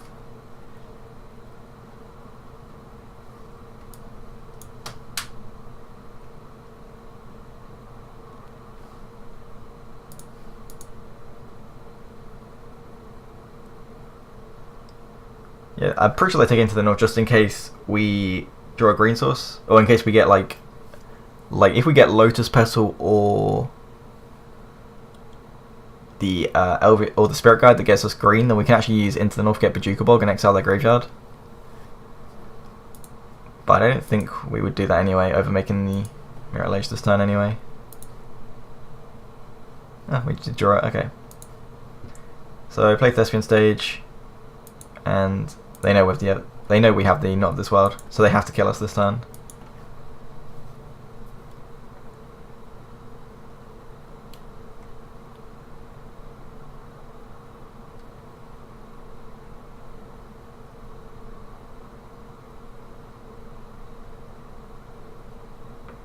So our opponent has, I think, yeah, both cards we don't actually know about. They're 2 that they brainstormed on top of their deck though, because we took the Ponder, so that they didn't actually cast that. Alright, well, they're going to go for it because they don't really have a choice. Oh my god, they actually could do it. That's going to be annoying if they do. Because they are very much dead next turn. So they're going to get Ad Nauseam. Yep. Island, Cabal, Therapy, Probe, Underground Sea, Dark Ritual, Past in Flames. That should just be game.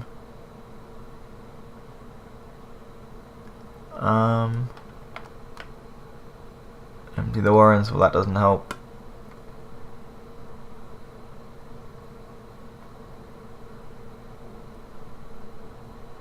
Oh yeah, they for sure have it now. There's no way they can't combo off now. They can go like Dark Ritual, Lotus Petal, Lotus Petal, Lotus Petal, Cabal Ritual, Past in Flames, do it all again. Why are they still going? What? Okay, well I'm pretty sure they have it here. Yeah, we're just gonna F6. Oh crap, we can't actually, because we want to do this at the end of their turn, and there's no reason to do it before in case they... I'm pretty sure they don't have anything, but I'd rather not find out that they do have something random that gets rid of it.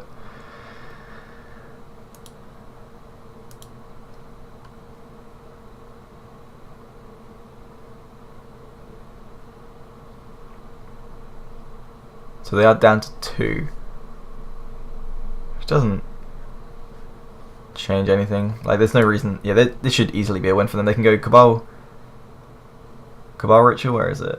Yeah, they go like Cabal Ritual. They've used the Dark Ritual, use the 3 Lotus Petals, Past in Flames, do it all again, use all the rituals, use Dark Petition, get thingy, and then yeah. Oh, I guess they don't even need to do all of that, do they?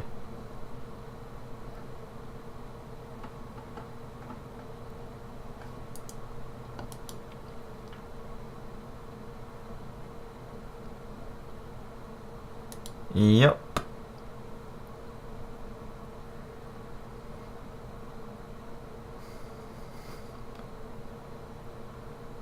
If you guys don't want to watch this bit, then feel free to skip this part. Like, if you guys know how the combo works, but I'm gonna at least let them play out, just in case anyone wants to watch it, and also just in case they're playing anything unusual. Like, it's worth waiting and finding out.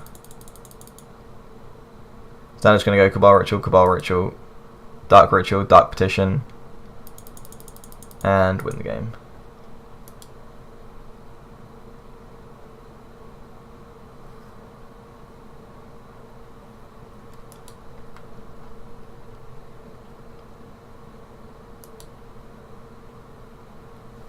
This matchup is very ropey. It's just like highly dependent on if we can Bojuka Bog them. A lot of the time, at least.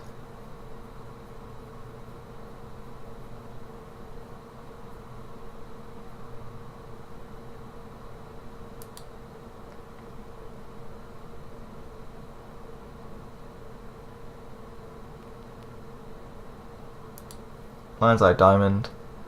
Why are they still going? They only need to get to Storm Count like what, 9 and then kill us.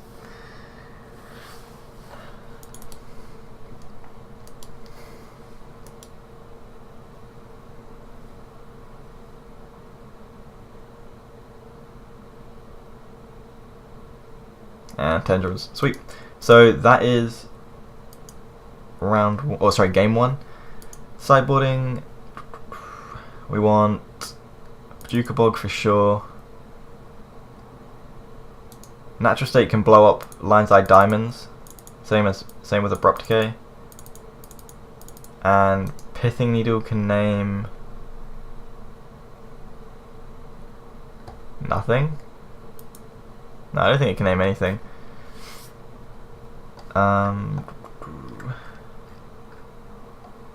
Where have the Natural States gone? So we want these, I think. Normally you can use things like Chalice of the Void and stuff against Storm, but we don't have those in our deck. So we take out Noctis World. Pithing Needle, I don't think it can name any. You can name fetch lands, but that seems really dodgy to just have that for fetch lands. And Sejiric Step we don't need, and we're bringing in the extra Bojuka Bog anyway. Wherever it is. There we go. So we're taking out these 7, Not of This World and Pithing Needle. Pithing Needle might just be better than Natural State. I'm not sure.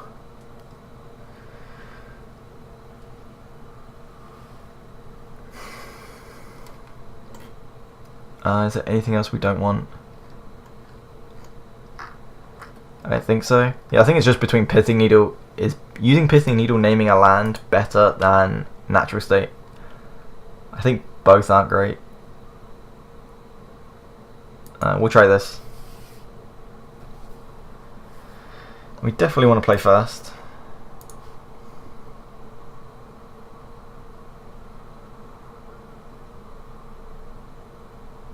So we can go turn 1, Bayou, Lotus Petal, use use Into the North, get 1/2, and then next turn get the other half.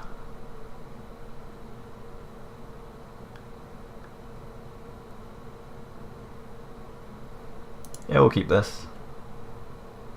Alternatively, we can just Thoughtseize in turn 1.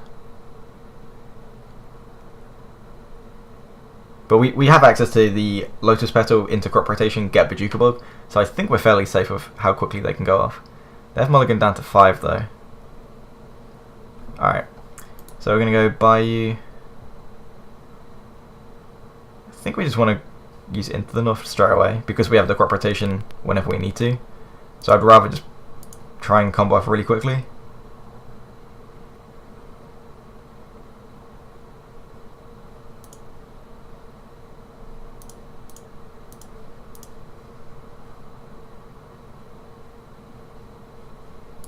I'm not sure why it's... Okay, for some reason our Bayou is tapped, but Modo didn't think it was. So we'll get Dark Depths and pass the turn, and... Oh crap, no, we want to play the Lotus Petal before we pass the turn. Okay, so yeah, if our opponent starts comboing off, we can always crop rotation using the Lotus Petal, sacrifice the Bayou, get Bojuka Bog, and exile the graveyard in response to like a Pass in Flames.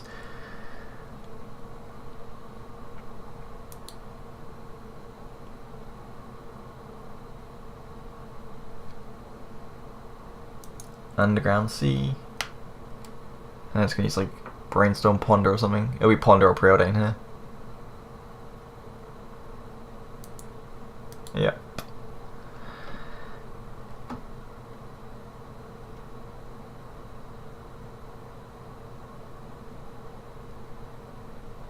And we'll just see if they're scrying to the top or bottom. Put on bottom, put on top. Okay. And they're going to play the LED straight away.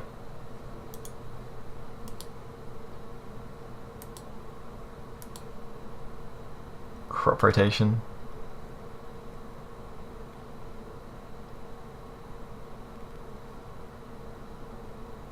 So anyway, we can combo off straight away. Use this, tap it for green, crop rotation for Urborg, tap this for black, tap this for black. Use this, sacrifice that, get Thespian Stage. Is that right? Wait. So we have effectively 1, 2, 3, 4 mana, and then we use 1, 2, 3, 4. I think we...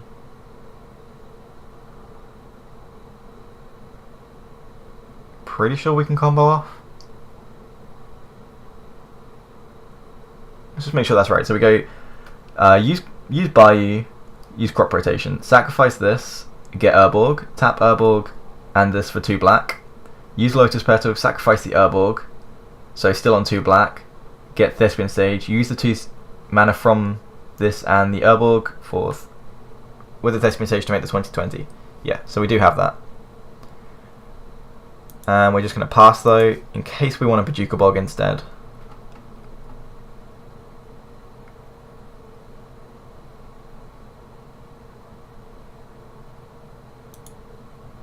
So we can either kill them on our next turn, assuming they can't combo off. So they've got like, I'm pretty sure they have to turn to us here.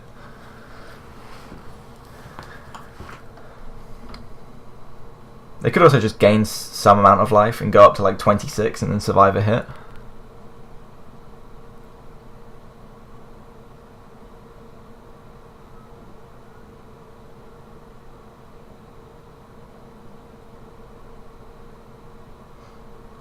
Because both crop rotations get a land untapped, and one of them gets an Urborg, which lets us tap this for mana, then these basically just cost no mana. So we have 3 mana and can get whatever lands we want. It looks like our opponent's about to just try and combo off though.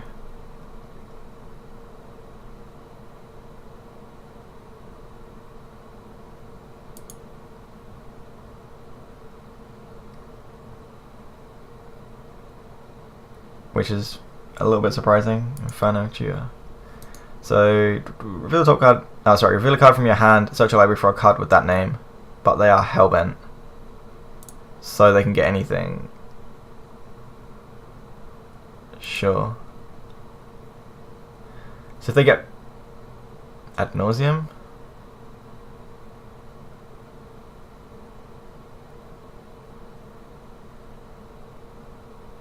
Okay.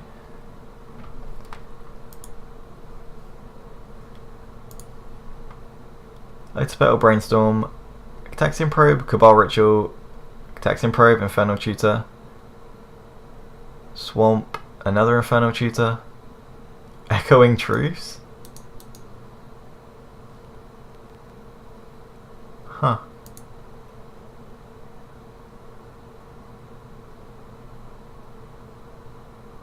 And Past in Flames. So they still need to hit a red source, so like a Lotus Petal here. This is their turn too, so they've actually played their land for turn, so they still have to hit a Lotus Petal. Yep, which they don't. And with Ad Nauseam, the spell has to fully resolve, so they actually go into negatives. Alright, sweet. So our opponent just didn't do anything that time. Like, we know they have Echoing Truce, so I think we actually want Not This World's back in. We probably want the Sigiri Step as well, though. Maybe we just take Abrupt Decays out. No, if anything, we take out wherever they are. Natural States, I think, are worse than Abrupt Decays.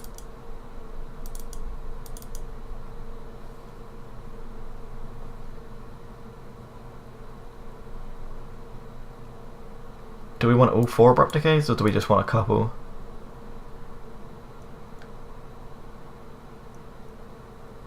We've got effectively 2, 4, 5, 6 protection spells because we can Crop Rotation for the Sigiri Step. I don't even know how you pronounce that. So probably that's enough. And then 4 Abrupt Decays because it's good against Chalice of the Void. I guess they Chalice as well though. Yeah, I don't think they actually play Chalice of the Void because people play Chalice in their deck. So we don't want these. So we want Not This Worlds. And Pithing Needle, I guess. We could also play this to kill all their goblins, but that's just, I don't think that's going to be relevant.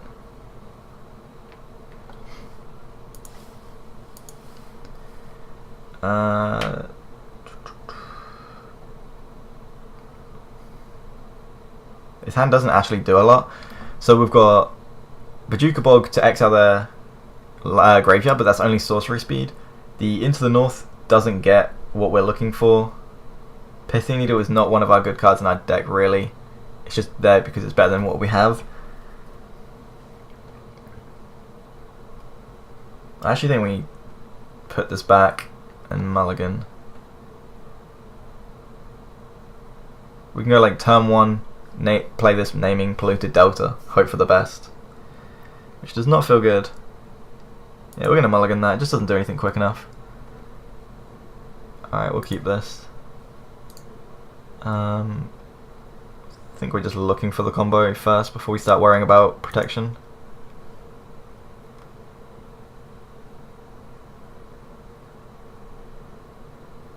So we can go turn 1.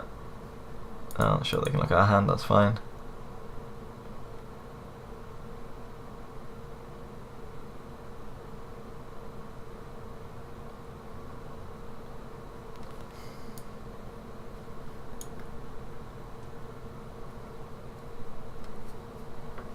We can go like turn 1, Forest, Lotus Petal, Sylvan Scrying,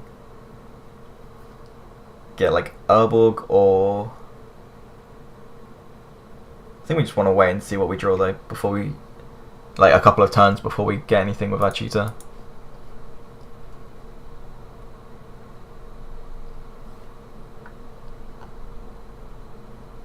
Lion's Eye Diamond, sure. So Pithing Needle says unless it's a mana ability, and these are both mana abilities. Actually, this one...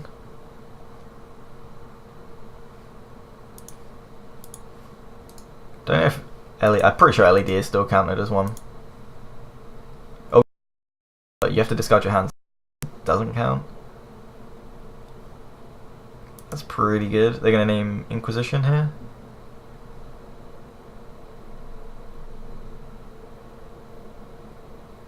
I expect they're taking Inquisition here.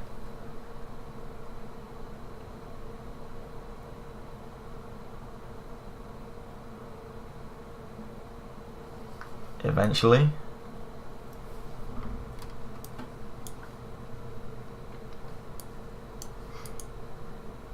This is not looking good for us.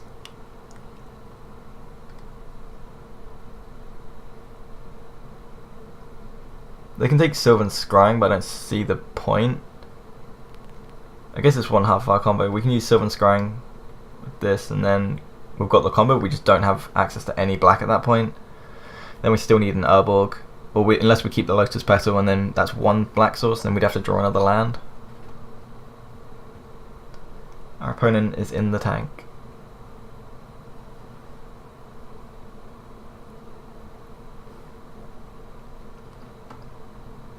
They've already probed us, so we knew what they'd seen our hand. Taking Sylvan Scrying, sure.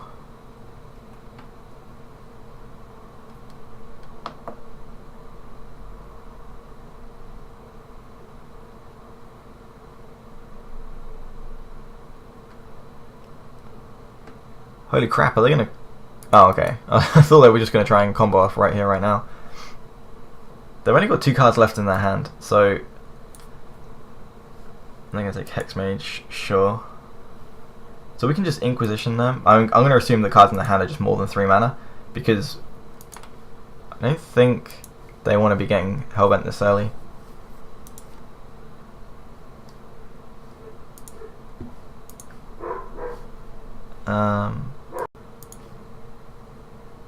I think we want to play the second Light Spell because they know what we've drawn. So we can use the first one, Inquisition them, and see what they've got.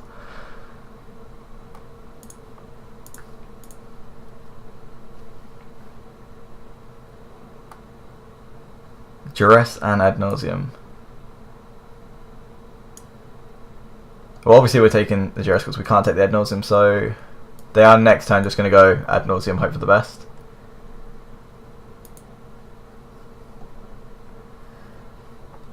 Which means we might as well Pithing Needle. Naming... Polluted Delta? I don't think there's anything else. Like, you can't name Lion's Eye Diamond with it because I'm pretty sure you can't name that, so...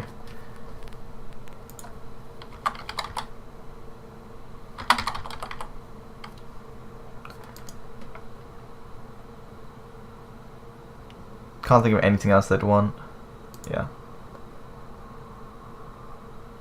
And I guess we play the Lotus Petal out just in case they like draw Duress or something. Our opponent should easily be able to combo off now, but with 17 life they'd have to get pretty unlucky.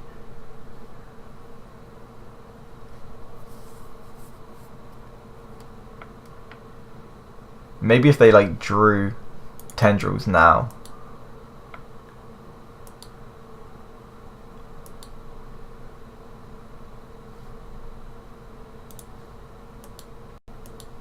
I guess they have no reason to try and combo straight away, so they're just drawing. But yeah, like if they just drew Tendrils, then they can't pitch it with LED, so that would actually be really good for us.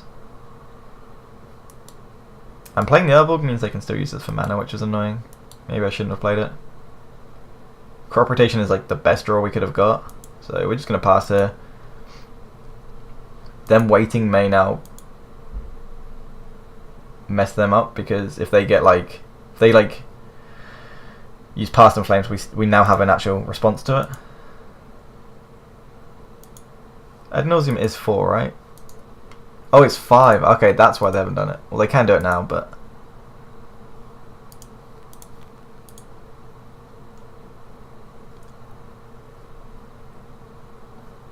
Can I cast Brainstorm? Sure.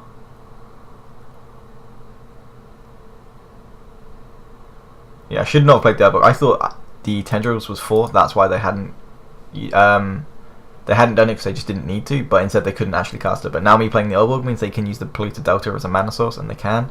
So I shouldn't have played the Urborg. But if I had known that it was 5 not 4, then I wouldn't have, obviously.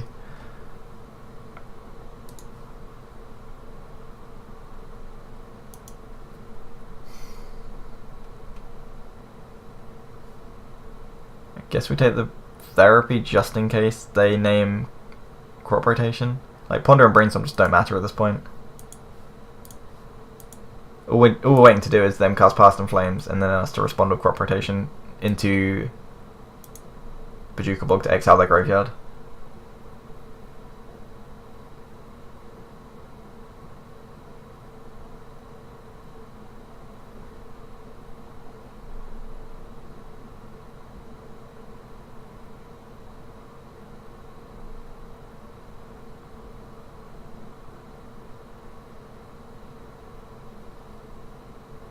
Okay, definitely glad we did that now then.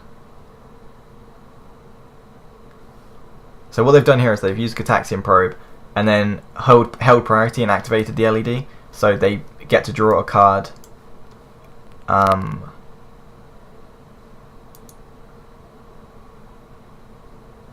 Wait. Oh, so it's not part of the cost. And then they're going to Ad Nauseam in response? Okay, sure. Well, they know we have a crop rotation.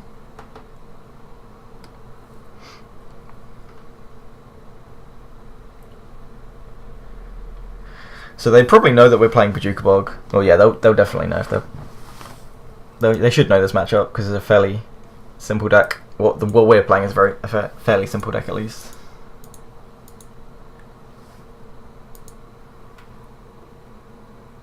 There's the Past in Flames.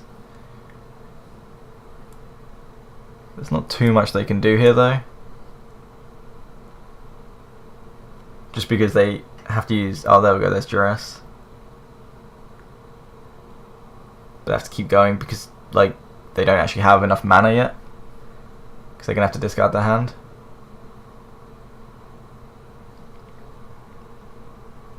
So they do have a land drop for turn. So they've got access to like 1 black.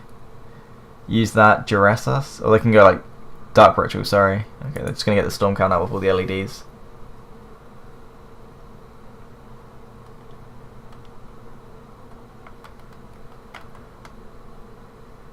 So they can play the other LED.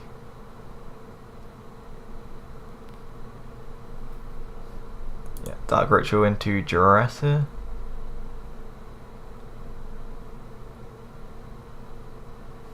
They want to use the Duress as early as possible, so we can't. So we exile less from their graveyard.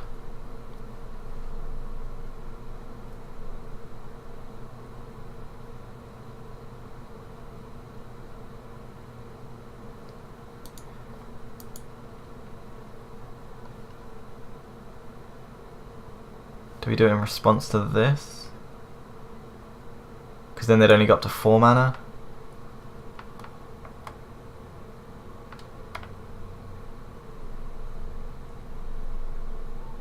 So if we do it in response to the Cabal Ritual, they go up to 4 mana. No, because then they can just go activate these, discard the Past in Flames, and then use one of these for red to cast Flashback, and then get access to...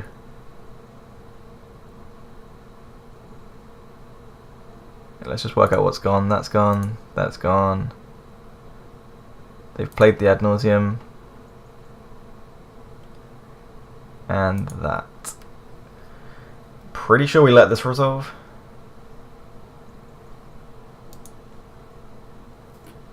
I haven't actually played Storm. I've played against Storm quite a bit, but I'm still not 100% sure when's the best time to like exile the graveyard. Because if I'd done it in response to that, all they do is activate both LEDs, discard the Past in Flames, and then because the Past in Flames is in the graveyard, they use it with its flashback. They'd have 3, 6, 7, 8, 9, 10, 11, 12 mana to play with.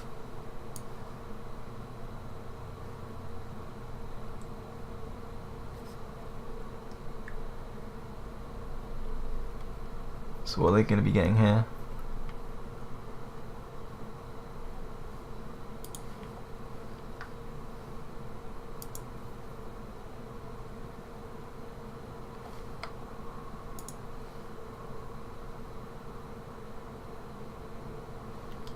Wait, why is this in the... Okay, sure.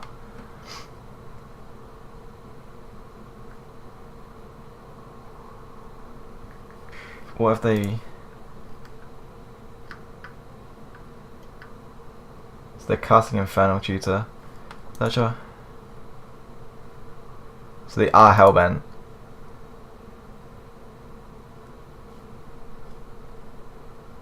Okay.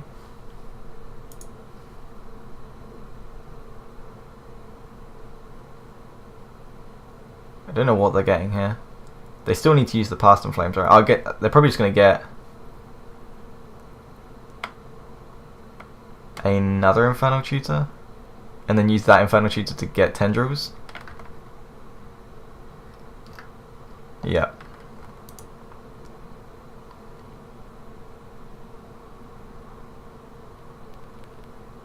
So they're going to cast Tendrils targeting us.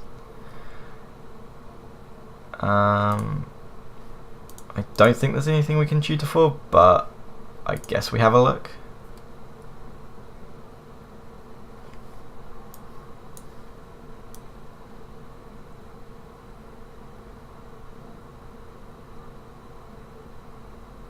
Nope, nothing we can do about that. So yeah, what I was expecting them to do was Past in Flames, but obviously if they Past in Flames we just get Bojuka Bog in response, and they knew that because they probed us, so they just went a long way around and didn't actually use their Graveyard. So well played to our opponent, they played that really well.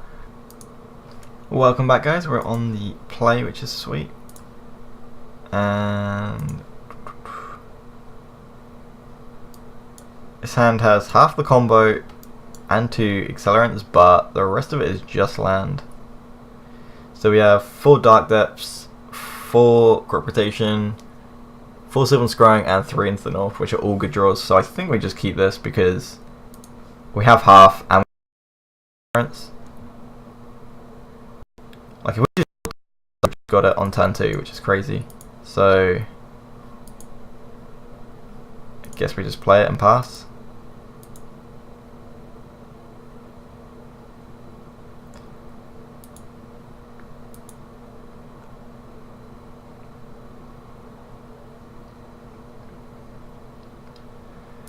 See what our opponent is playing. Swamp.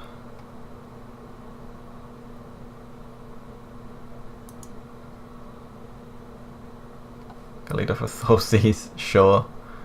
They can take one of our Spirit Guides.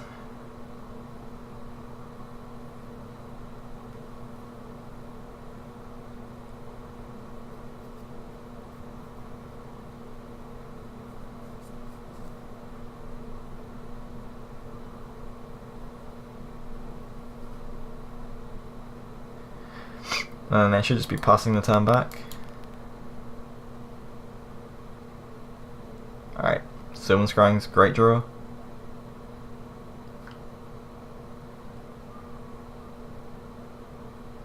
I'm just trying to work out what we should be playing around. If we Sylvan Scrying using the Spirit Guide, we can then play the Dark Depths, and that means we can play around Hymn to Tourach. Whereas we can just go like, play this, get an Bayou, then do this, and then next turn. I think we want to do that just because it means we can combo off a turn quicker instead of playing around Hymn to Tourach.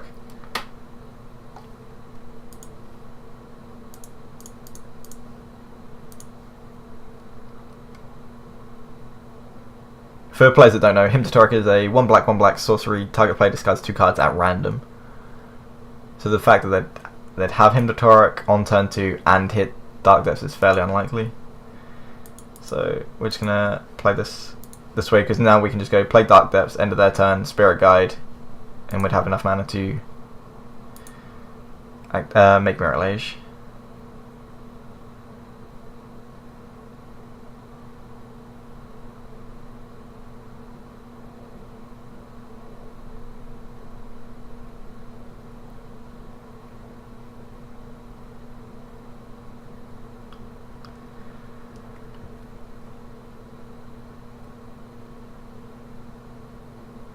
They're gonna Entomb? Sure.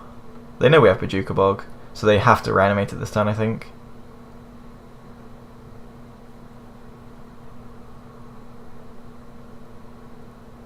I don't even know what they could name. Or sorry, what they could get, like Grizzlebrand maybe? Because if they just get... They have to get something that bounces things actually. I can't remember. There's the Tyrant is a blue creature that is whenever you cast a spell, bounce a permanent. I think they have to get that because if they just... And they have to reanimate it this time because we have Bojuka Bog.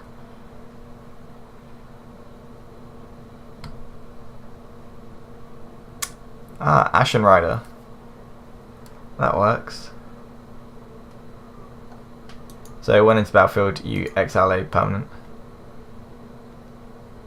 Or when it dies as well. That's annoying. So just gonna get rid of the stage here.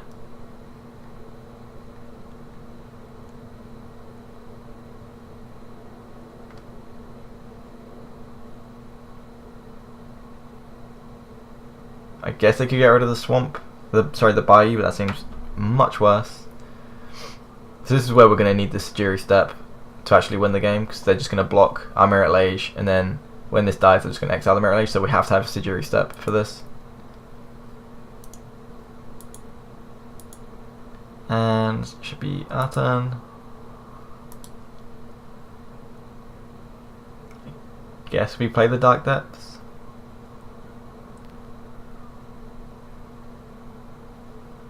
Yep. And we just pass the turn. They don't have a very quick clock, fortunately. Like 5 isn't that bad. For considering they've reanimated to target, then normally they're like 7 power is just like 1 entire turn less.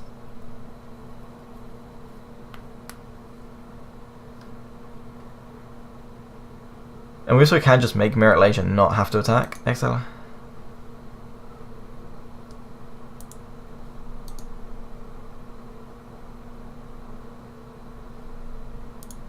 Yeah, they're targeting us, so I'm just gonna exile Spirit Guide.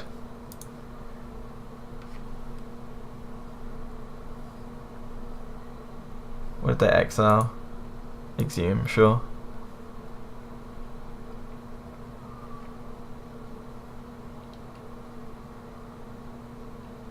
Obviously they can't take anything. That's why I just made the mana. It doesn't cost anything other than... I guess it may have been better in our graveyard, because then we could exhume it into play if they... Exhume is each player puts a thing. So maybe it's better in our graveyard. Yeah, that was actually a misplay then, I guess.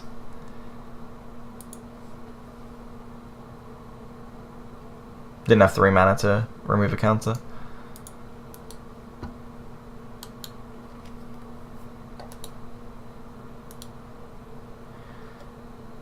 And it's going to pass the turn back. Into the north, does nothing.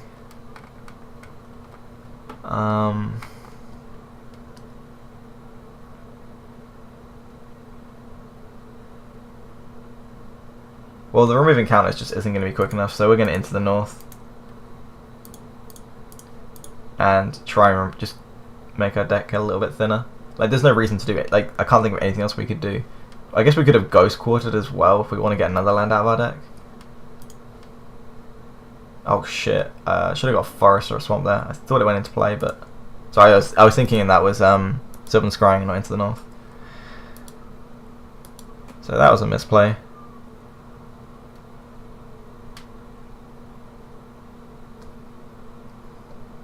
Probably isn't going to make a difference though.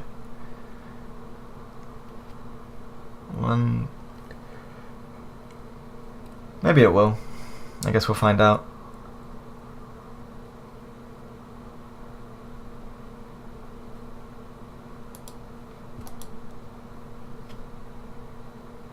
So we've seen our opponent is playing Exhume and Reanimate, so we know that they probably don't have any of the enchantment ones that reanimate, like Animate Dead. Well, I guess 8 isn't that many, so they might be playing like 10, so maybe they have like 2 Animate Deads. But because they're playing Exhume and that I don't want to bring in too much enchantment hate. Not this world. Well,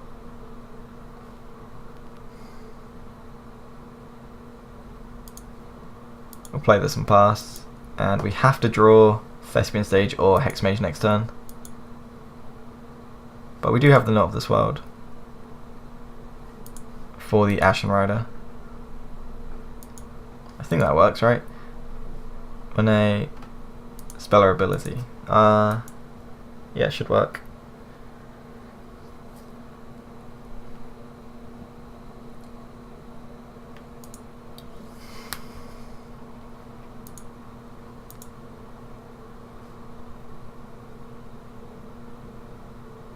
Dark Ritual, sure. What are they Dark Ritualing into? What's 3 mana? Collective Brutality.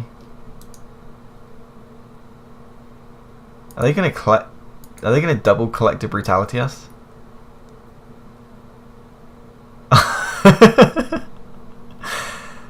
You know what? I'm not even mad if that's how they win. If they do that, they want to discard as well. See, they should have discarded. I guess then we could have conceded in response. Yeah. Alright, fair enough. That was an interesting way to go. We would have drawn crop rotation, which would have meant we actually could have stolen that game, but because we could have went crop rotation for Thespian Stage, and activate, and then we would have Not of This World for the Ashen Rider trigger. But we didn't, so fair enough to our opponent for seeing that. That's an interesting way to win. We can use Pithing Needle to name Grizzlebrand, but that doesn't seem great. We definitely want the extra Paducah Bulk. We definitely want the Caracas. Things that we don't want. I'm pretty sure we don't want Pithing Needles.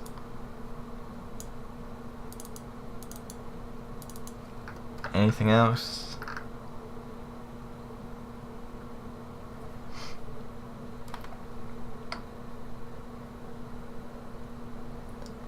Maybe we want an extra Steely Resolve then for the Ashen Rider.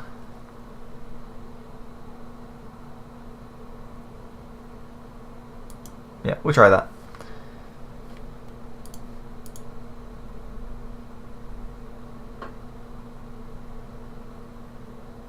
I think that we are just racing our opponent, and our opponent just was slightly a bit faster than us, unfortunately.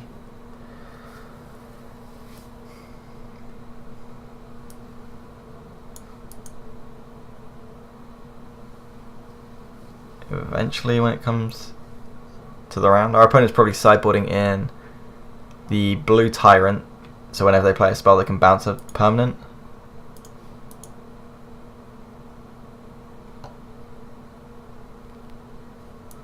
Well, we are... This is very close to being a very good hand, because we've got Dark Depths and Thespian Stage, but then we can't do anything. We could also get Dark Depths, Vampire X-Mage, but then we still need an Urborg. Just doesn't do anything, though. I think there's actually a mulligan. Well, this hand is awful, so we're going to mulligan this. If we draw green source, it's fine. I think we mulligan that. Alright, we'll keep this. This is fine. And we actually want that on top. So it's actually a pretty good draw. So we're going to go Urborg. Thoughtseize them. Thoughtseize, Grave Titan, Collective Brutality, and Tomb. So we take Thoughtseize this time, and then Inquisition next time. Take Thoughtseize this time, and then Collective Brutality next time.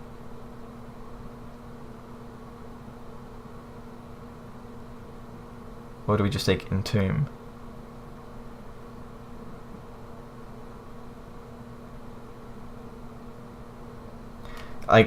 So if we take Thoughtseize, then they're going to Entomb turn 1 and put something in the graveyard. Or we can take Entomb this time, and then next turn we can Inquisition their Collective Brutality, and then they have nothing in the graveyard. But they then get to Thoughtseize our Sylvan Scrying. I think we take Thoughtseize here.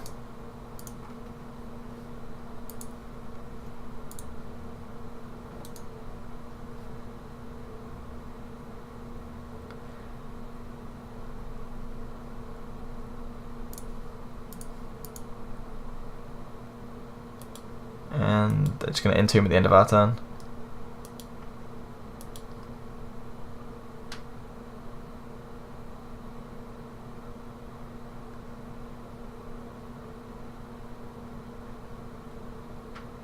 So do we just Sylvan Scrying this time, get Dark Depths, and then they can't? Then they can Collective Brutality us, and we don't care.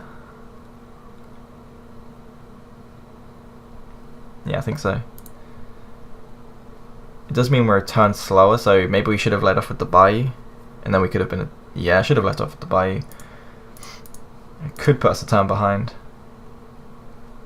Well, it has put us a turn behind. 1, 2... maybe not actually, because we'd still need the extra mana that the Urborg is making for us.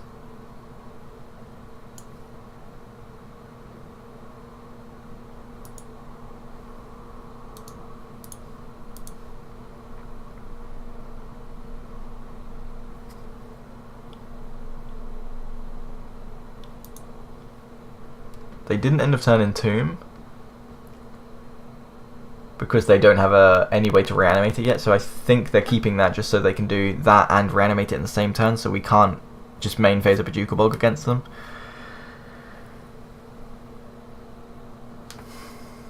I think.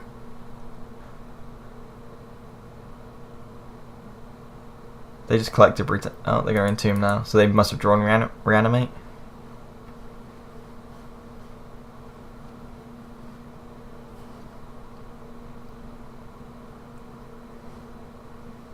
If they have just drawn reanimate, that's so unfortunate for us. Yeah, they have. Okay. Can't really argue with that.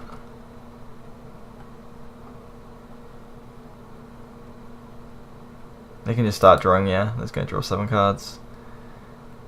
But a bunch more cards in the graveyard. They can't, then they can only use Exhume to reanimate stuff though.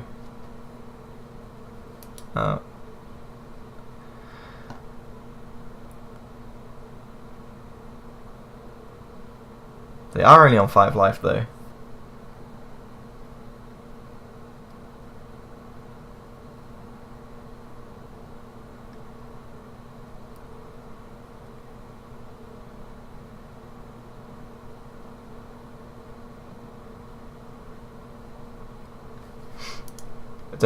Probably just working out. Sure. So just going to take out Inquisition here.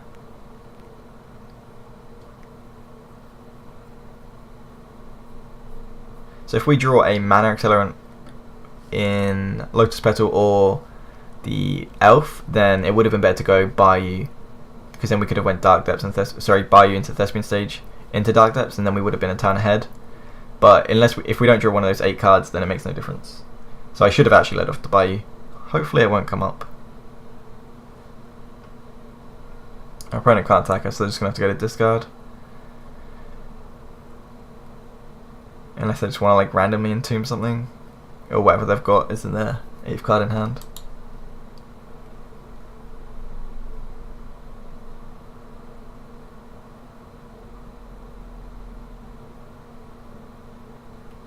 Okay, just going to discard. They'll probably just discard like Grave Time. No? Okay. Alright, well we're going to play... Does it make much difference?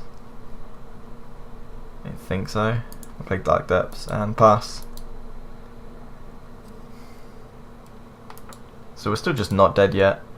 Like, they can use Griselbrand to gain a bunch of life and things, but we still can make a 20/20 next turn.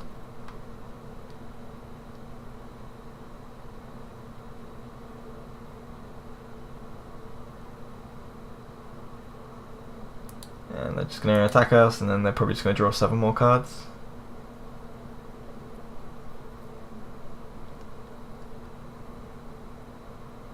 They're choosing not to attack, so I expect that's because they're scared that we can go like crop rotation. Yeah, because we do actually have the option at the minute of going crop rotation and then being able to combo us straight away and then just killing them, so that's probably why they didn't attack.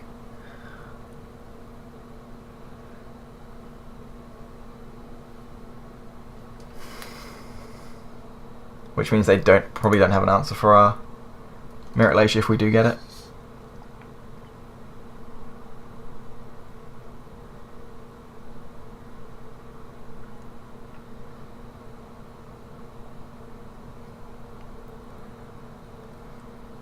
If they cast Collective Brutality, they should have done that main phase 1, because then they would have known if we had crop rotation. Oh, they're going to Dark Ritual into Dark Ritual. Okay, so now they can start playing. Oh, they can just play like a Grave Titan here. 7, 13, 14, 15, 16, 17. Okay, so they're 1 off lethal next turn.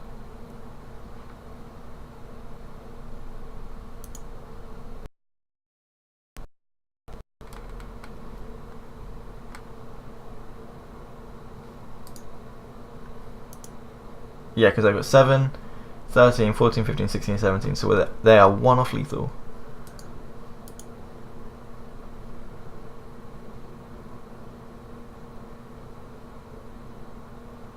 What are they doing now? Do not like the look of this. Oh, they're draining us. Okay, so they do have lethal next turn. but we can just block this and then take 6, 7, 8, 9, 10. So they're just hoping we don't have the combo, but we do.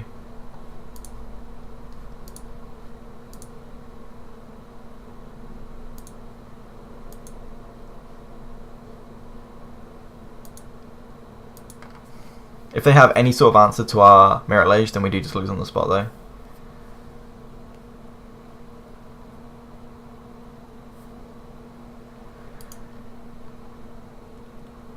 I guess we'll find out.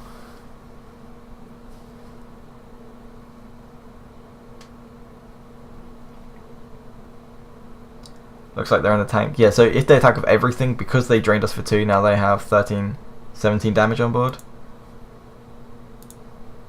So we'll wait till they attack with everything.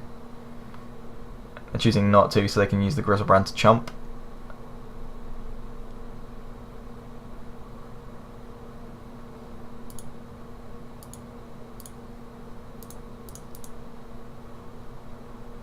And we should have used the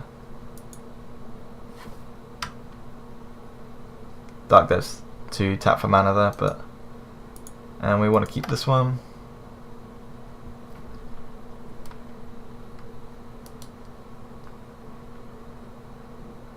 We don't have an answer to Griselbrand yet, so or like even in our deck, sorry. So there's not, we can't just like untap, draw, removal spell, kill Griselbrand.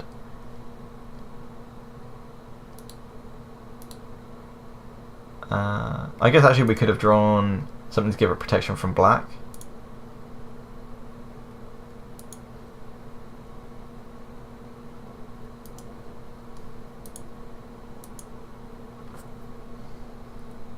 Now they have to block. They can go up to 14, so they can draw 7 more cards.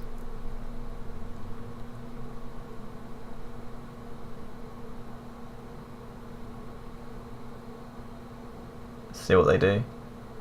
I expect them to block. Oh, they can't draw 7 cards because the damage and then it'll die, so they don't actually get a chance.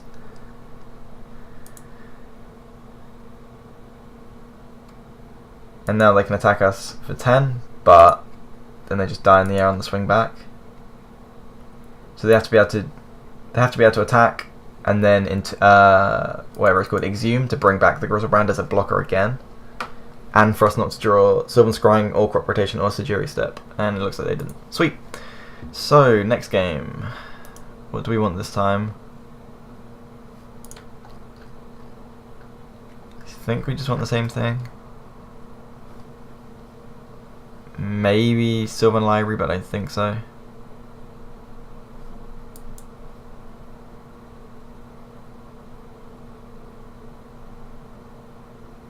No, we'll play this.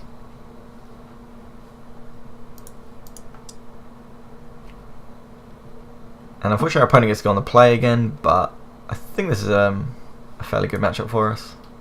They might be a little bit faster than us, but we've got a little bit more interaction with 2 Bojuka Bogs and Crop Rotations, things like that.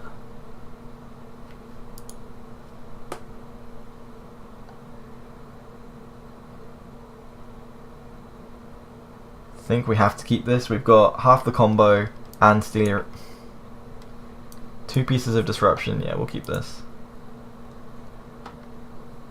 There's like what, 4, 8, 12, 13, 14. There's 15 cards that we could draw that help us get a Dark Depths in play soon.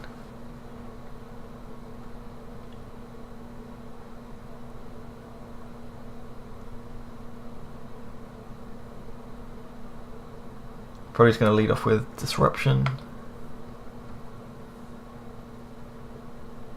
Dark Ritual. Are they just going to go like Dark Ritual, Dark Ritual? If they have 3, they can cast Griselbrand. If they do that, then we probably lose. But if we do draw Dark Depths very quickly, we could just go turn 2, Dark Depths, Thespian Stage, use Lotus Petal and Spirit Guide. Collective Brutality. They're going to drain us to get above 20 life, which is good for them, obviously, and they're going to choose an instant or sorcery. So they're going to take one of our disruption spells. But it's smart for our opponent not only to obviously ditch the Griselbrand as part of their game plan, but to get above 20 is good.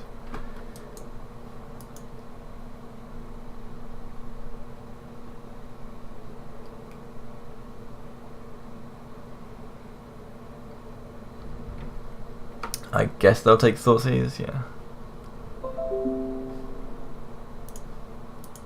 And they're going to reanimate it this turn. That is not good for us. They're going to draw 7. Yup. Okay, this might be a little bit hard to come back from.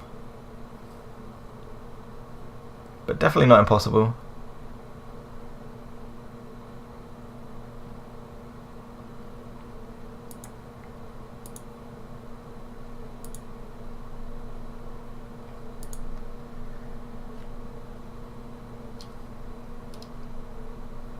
So we do still have 3 turns.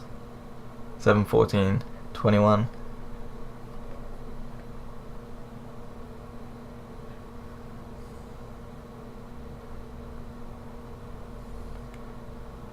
Our opponent is below 20 now as well, which is nice.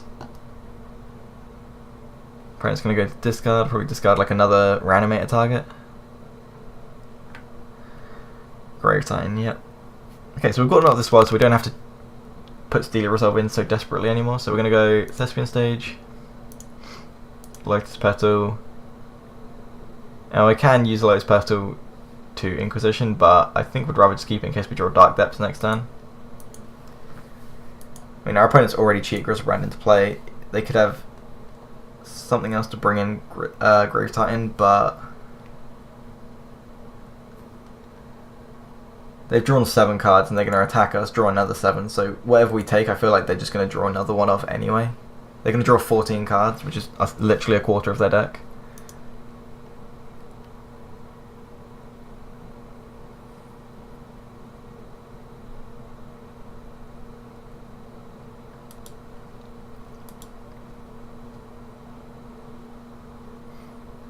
There's nothing we could have drawn this turn to give us enough mana, because they know what our hand was.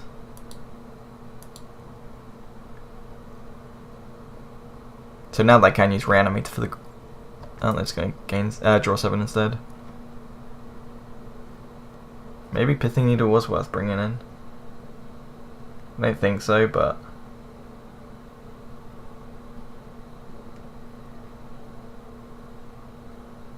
because of things like Ashen Rider, I think Steely Resolve is better.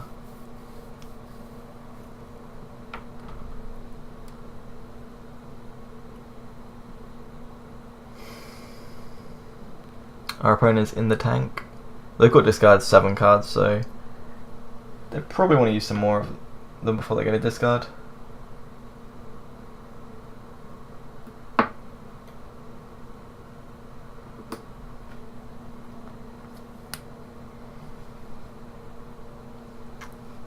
Still in the tank.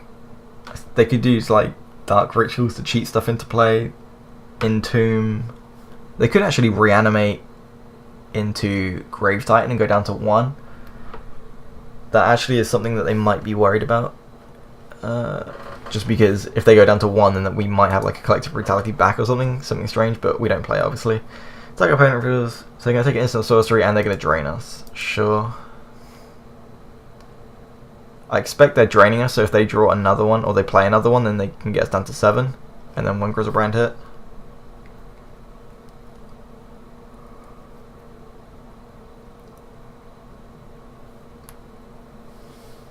Which we're about to find out. They should take the Inquisition here, I think.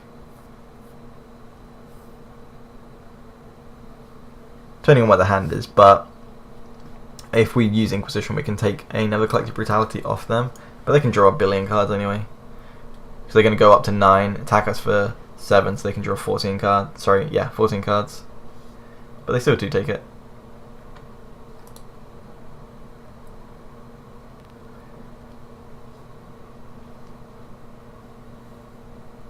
I don't know why they drew the cards then. Because they've used their land for turns, so they can't use Dark... like, I guess they could go like Lotus Petal, Dark Ritual into something else.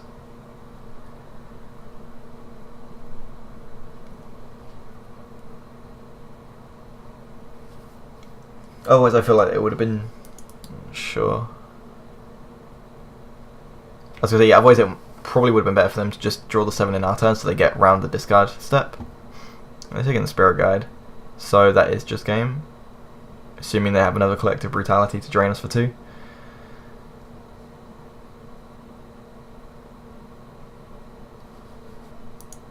Still in the tank. I mean, they have 17 cards to look at, so they've probably got a bunch of different options.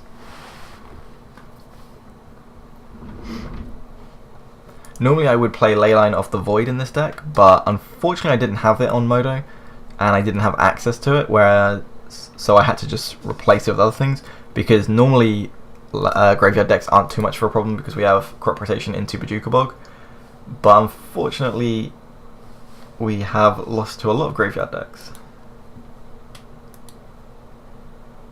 And it should just be game if they have another Brutality, but we'll just make sure they do.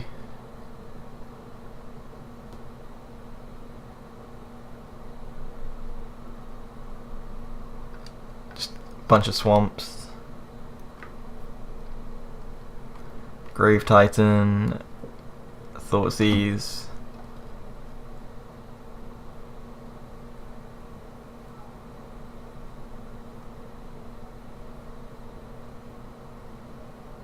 Two more cards to discard.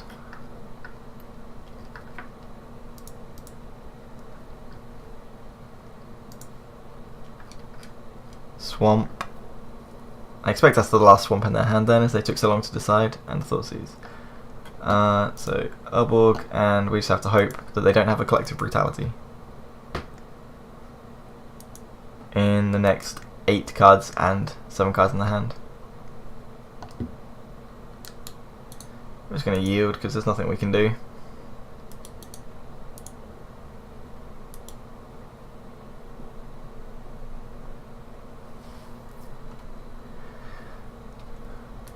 Yep.